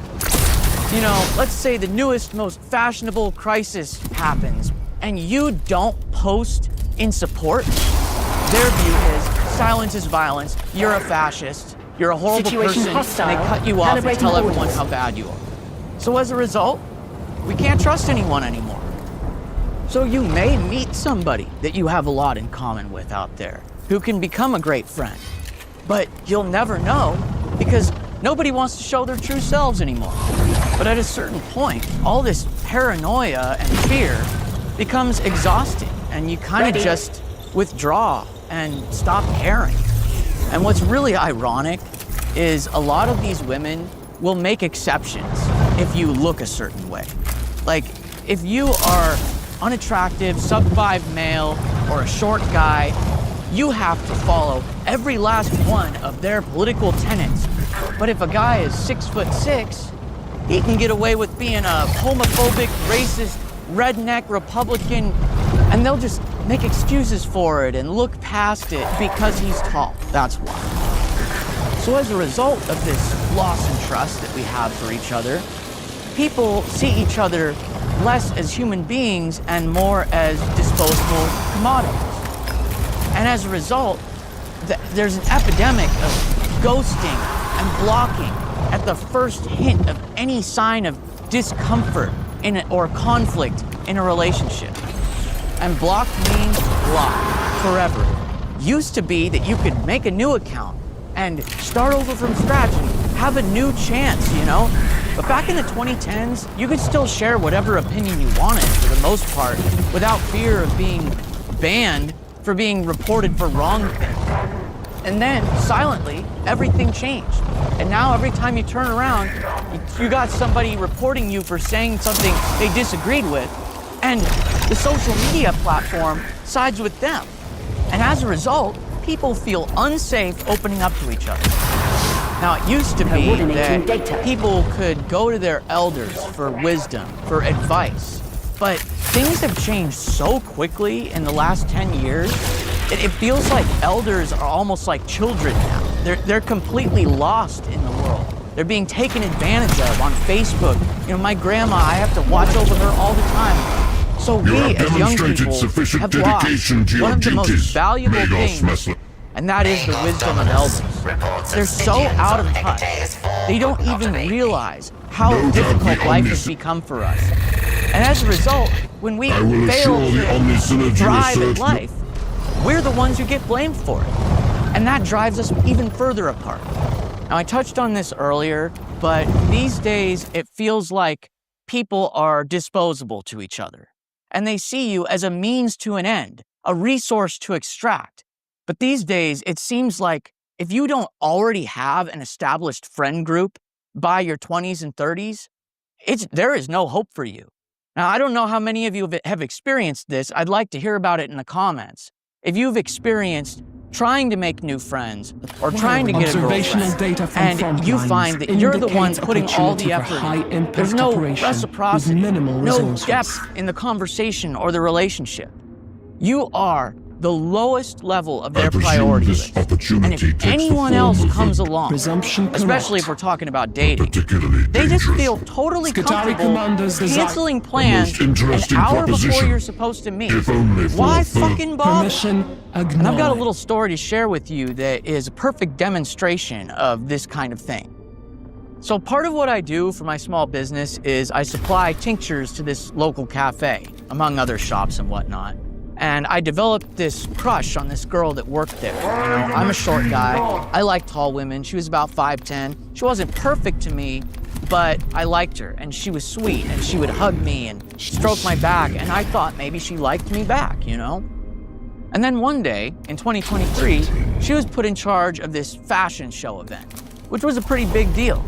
And she said that she really needed help and that she wanted to invite me to come and volunteer to work with her. And I was a little bit like not really wanting to do it because the last 5 years, I have socially isolated myself even more than most people so that I can grind and hustle and work on building my business and all the things I've been trying to do.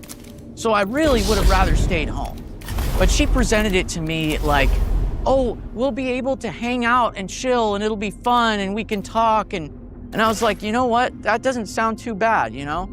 And she also said I would get free tickets to the event, which, to be honest with you, I didn't really give a shit about. I just wanted to hang out with her. And I'll tell this story in greater detail in a future video, but basically, I went over there and sacrificed my entire night. Meanwhile, I only saw this girl like 3 or 4 times throughout the whole 4-hour event.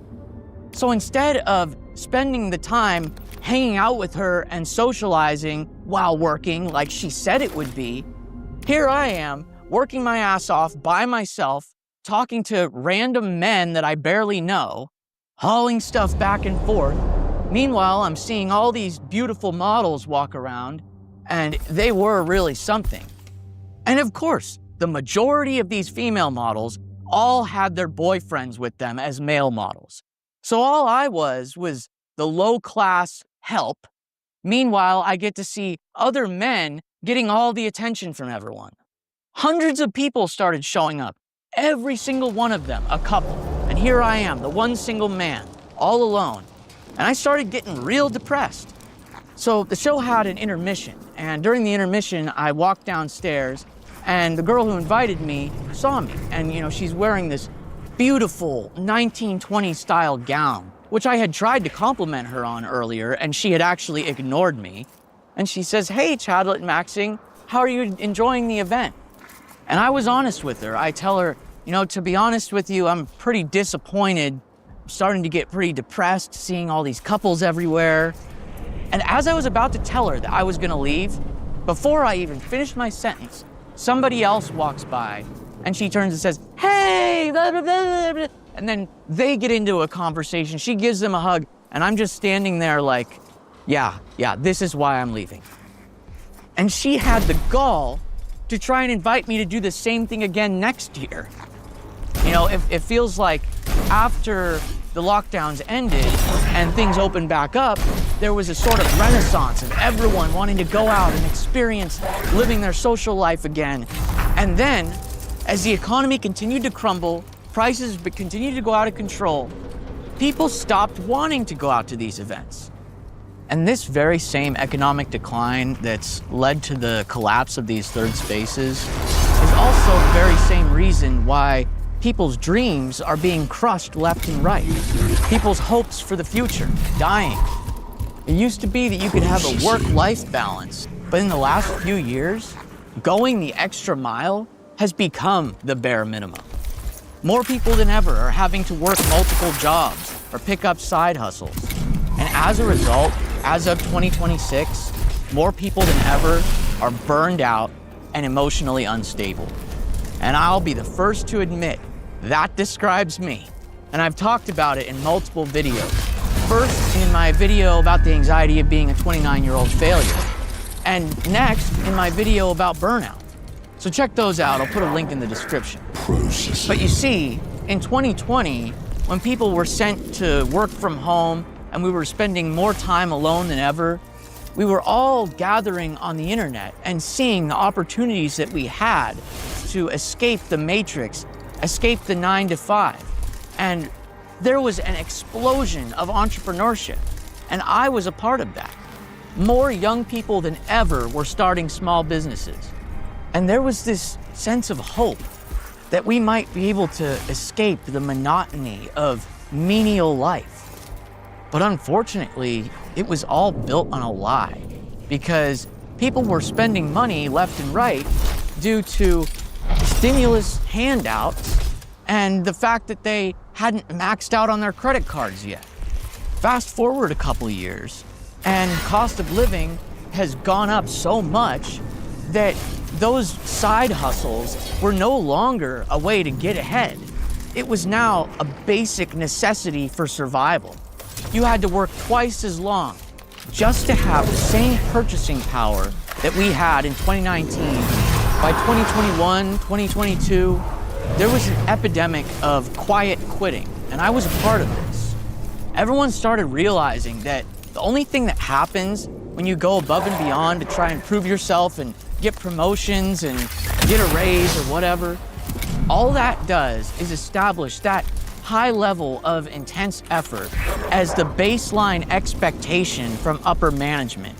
And unfortunately, there is a disconnect between what we were taught and the reality, because we would come to find out the hard way.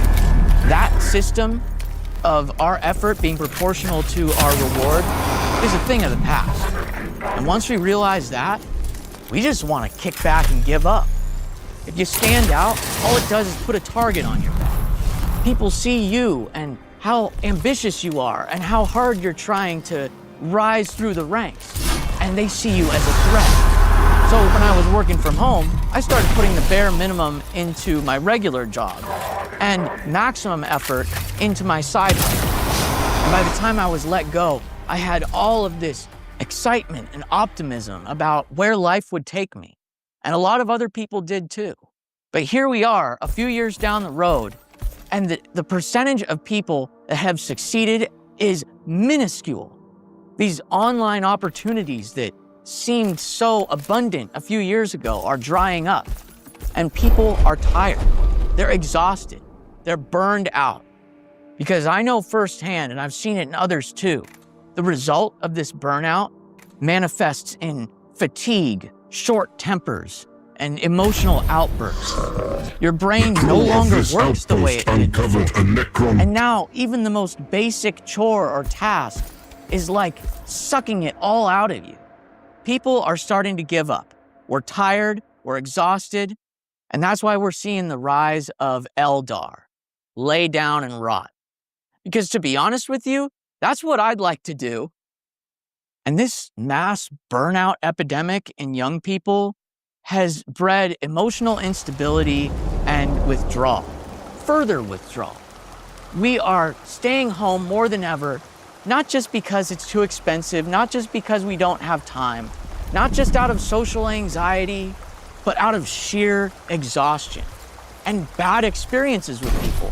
I mean, I'm guilty of it too. Snapping left and right, road rage like crazy. When you're burned out, you don't have the patience for the bullshit anymore. Now, earlier we touched on the collapse of third spaces.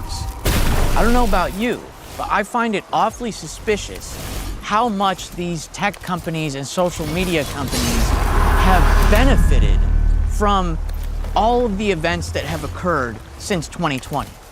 Social media has replaced these physical locations, these locations that provided opportunities for small businesses to succeed and thrive in the community.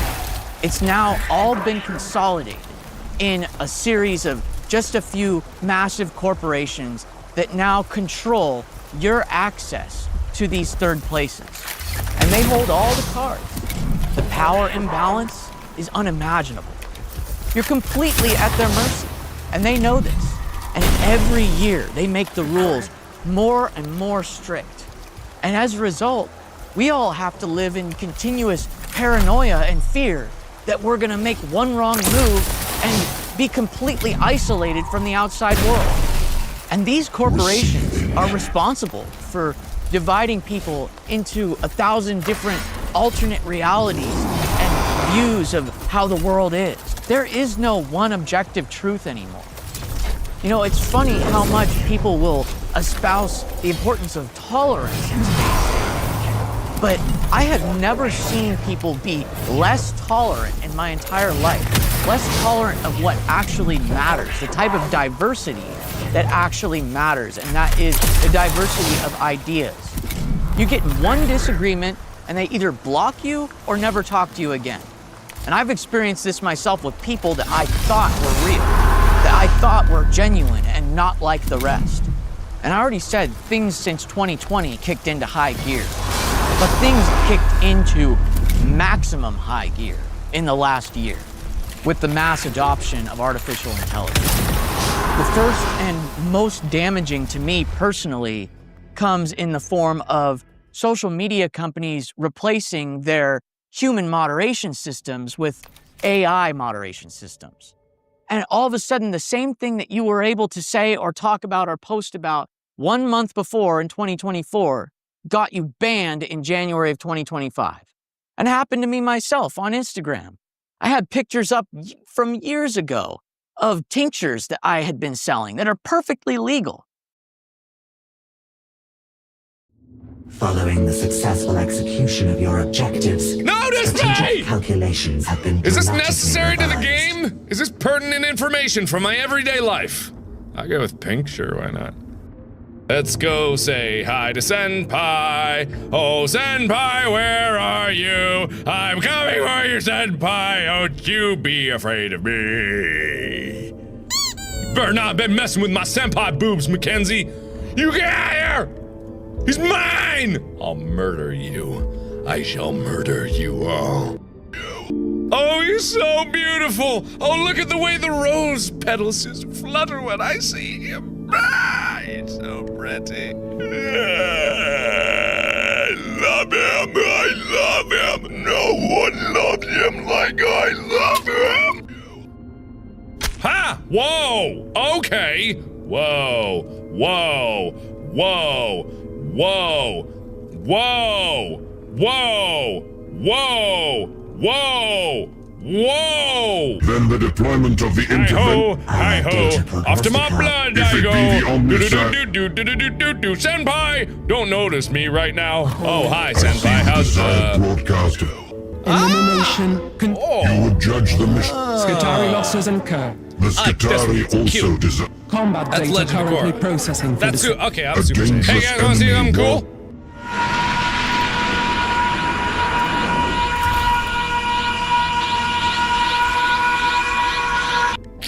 Sorry. Huh? No! No! No! But I burned the body! Oh, I didn't burn the I just dumped it. Stand by! Stand by! Come back here and like me! I'm gonna get you!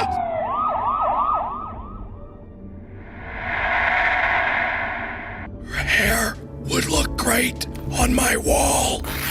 Thanks.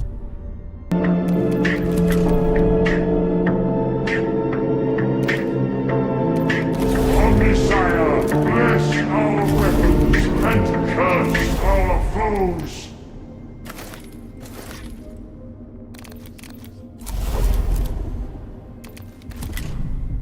Sending.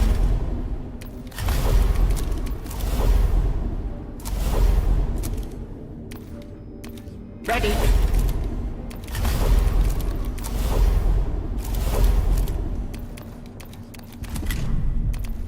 Modus Venator. May the stomach. As variable. Attack. The temptations. Come to.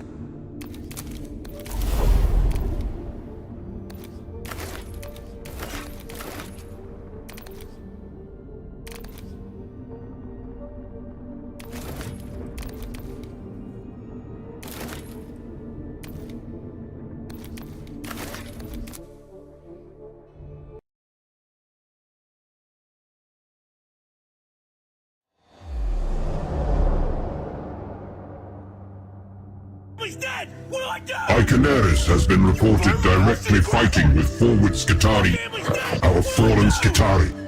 You burned my house to the ground!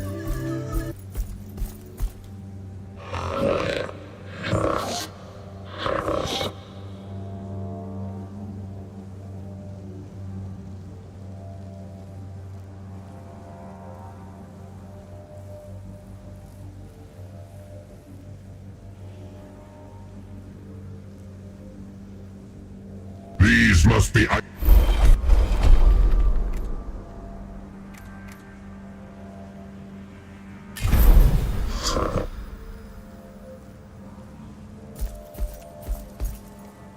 preserve the majority of these servitors And it got for taken down for reprogramming. illegal activities. So the paranoia, the fear, the walking on eggshells just got kicked into high gear because all of a sudden there's a massive vulnerability to where if you piss someone off, if someone disagrees with you, if they feel that if you are sharing an opinion that is harmful, that you don't deserve the privilege of free speech. And they will take it into their hands and take it away from you by weaponizing this faulty report system, abusing it, knowing that there's no human that will ever look at it. So now you can trust your fellow human being even less. And this faulty system that accuses people of things they didn't do, left, right, center, these increasingly strict terms of service are a massive reason why the opportunities that we had 5, 6, 7, 8, 9, 10 years ago are scarcer than ever. All of a sudden, what was okay 2, 3, 4 years ago is considered hate speech now.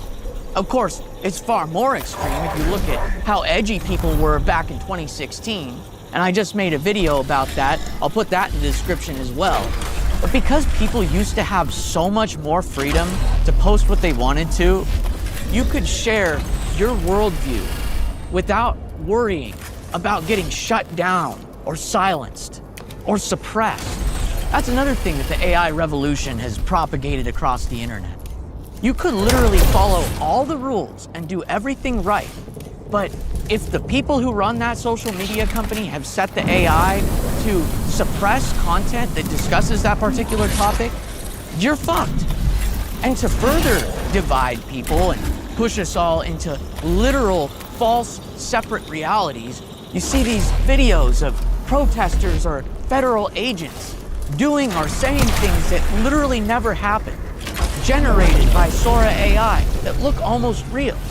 And they are convincing people to be further radicalized and pushed towards their extreme fringed view of the world. Fake videos are already being used to smear and manipulate the population. If there has ever been anything that was a threat to democracy, it's that. And it further erodes the trust we have for each other and our ability to decipher what is and isn't true. There is no truth anymore. Everyone has their own truth. And all these different niches and groups of people that you try to have some social connection with somebody, some camaraderie, whether they be activist circles, hobby groups, or even friend groups. Because they all have their own version of the truth and reality, they all have a core belief system that you have to conform to. There is no room for nuance. And if you deviate even slightly, you're cast out. Before, I would say 2017, you used to be able to agree to disagree with people. Now, it's exile, even among family members. I once had one of my only loved ones call me a piece of shit and threaten to disown me just because I voted the wrong way. And if you think these ideological divisions make joining communities and groups and forming friendships difficult, it is nothing compared to how difficult it has made dating. Unless you're either 6'6" or you hold all the right opinions or both, finding a woman who's tolerant enough to accept the fact that you differ in ideological viewpoints is going to be like finding a poppy seed in a toilet bowl. And I would argue that women have changed far more in the last 8 years than men have changed. Men and women overall have never been more different from each other. Women have never been further left, and men have never been further right. But overall, as a result of these dating apps, women have never had more negotiating power over men. Their expectations of men have never been higher. These dating apps have conditioned these young women by consistently exposing them to the best of the best of men. All the options that they would not have known about 15 years ago. And unless you're in that top 1% category of men, you aren't even on their radar. And ever since the 2016 election, this problem has gotten worse. And I remember in the late 2010s noticing on these dating apps that basically 95% of these girls all said liberal on their political thing. And about 5 to 10% of them would say to swipe left if you disagreed with their ideology. Now, personally, I would never reject a woman just because we didn't agree on politics, but that just goes to show how much power they believe they have. But in the last 5 years, that problem has skyrocketed. And even if you are attractive enough to get their attention, you as a man are expected to pay for literally everything. And this same out-of-date cultural expectation still applies if the woman makes more than you. And I talked about this in my video about Nancy Mulkey, who basically said, if you're a short guy, you should have to pay for everything on a date. Even though she grew up in a rich family, grew up in a mansion, drives a Tesla, makes bank, barely having to do any work, and she's younger than me. You, as the broke wage slave man, have to pay for her meal. And as a result, bars, nightclubs, singles events are basically useless for the average man. Unless you're one of the 3 6.5-foot tall rich chads at the nightclub, you're not going to be anything other than a free drink dispenser and meal ticket. And as a result of this increasingly competitive environment, it's driven male friends further apart as well. Because if we ever do go out together, or you ever are in a situation where it's a mixed gender kind of deal, the entire atmosphere changes. Because now, all of a sudden, you're no longer there to connect. You're there to compete. But not only do the women at bars and nightclubs ignore anyone under 6 foot, not only are the drinks and food overpriced and no longer affordable, but you as a single male, and I've experienced this myself, you will be discriminated against. Bouncers will hassle you. You'll be seen as a potential school shooter. You'll get cut off at 3 drinks. And unless you're Chad, approaching or even looking at so much as one woman who's not interested in you could be enough to get you accused of harassment and kicked out of the establishment or even banned. Nightclubs and bars are now a rigged game. No wonder most men are opting out. That's the smart thing to do. As much as we complain about abandoning third spaces and letting them collapse, if all they're doing is exploiting us, well, then they deserve to fail. Another factor I've noticed that's contributed to this epidemic of social isolation that's led to people changing the way they have is how scattered people who were once close have become. More than ever before, lifelong friends and families are scattering across the country and across the world to try and seek out more affordable living situations, to try and find work. And unfortunately, this economic reality has led to the breakdown of support networks. If your family still has family gatherings and family reunions, you should actually count yourself lucky. I'm actually jealous because my family stopped having gatherings in 2019. That was the last year. Even close family that lives just an hour away is too busy and overworked now when they weren't just 6 years ago.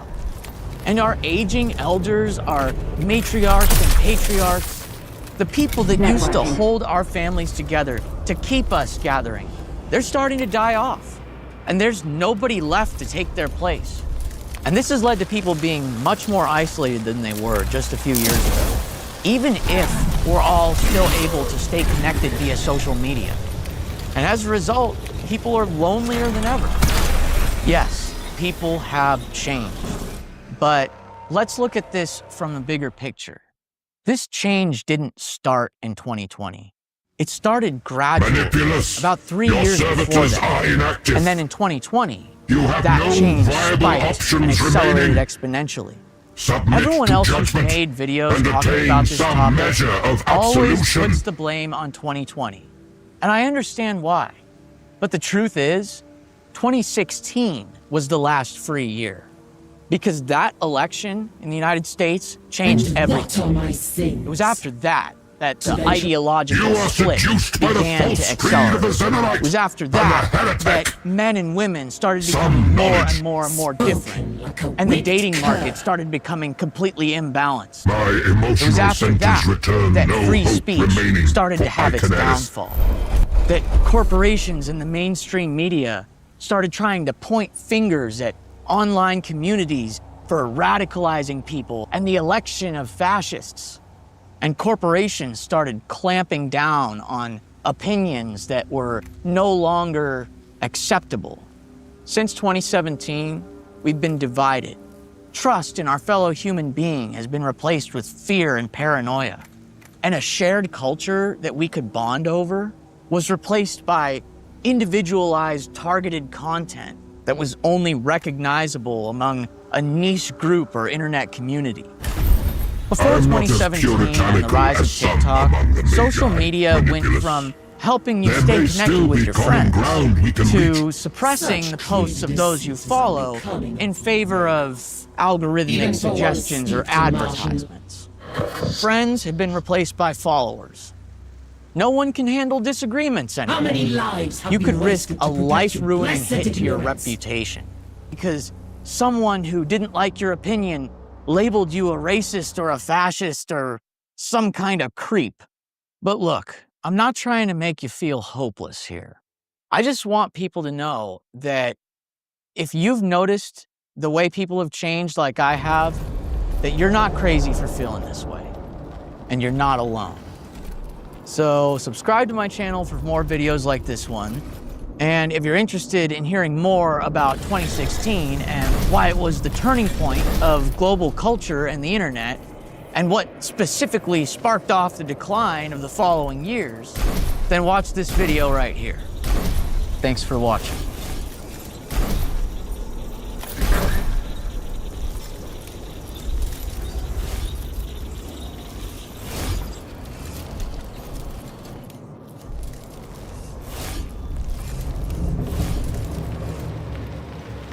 Imagine a world where politicians who claim to fight against prejudice openly shame men for a physical characteristic that they have no control over, with very little long-term consequence to their political career.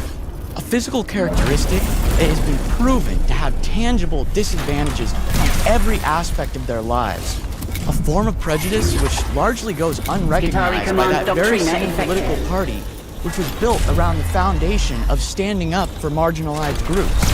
Well, now you don't have to imagine, because that's exactly what progressive feminist politician Ana Ocasio-Cortez, also known as AOC, said earlier this week. Give it a listen, and then we'll talk about it. Ready? Stephen Miller is a clown. I've never seen that guy in real life, but he looks like he's like 4'10". And he looks like he is so mad that he is 4'10", that he's taking that anger out at any other population possible.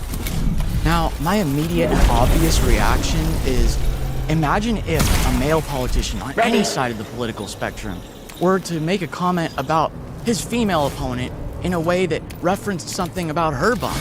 Imagine the backlash there would be for that. His career would be over.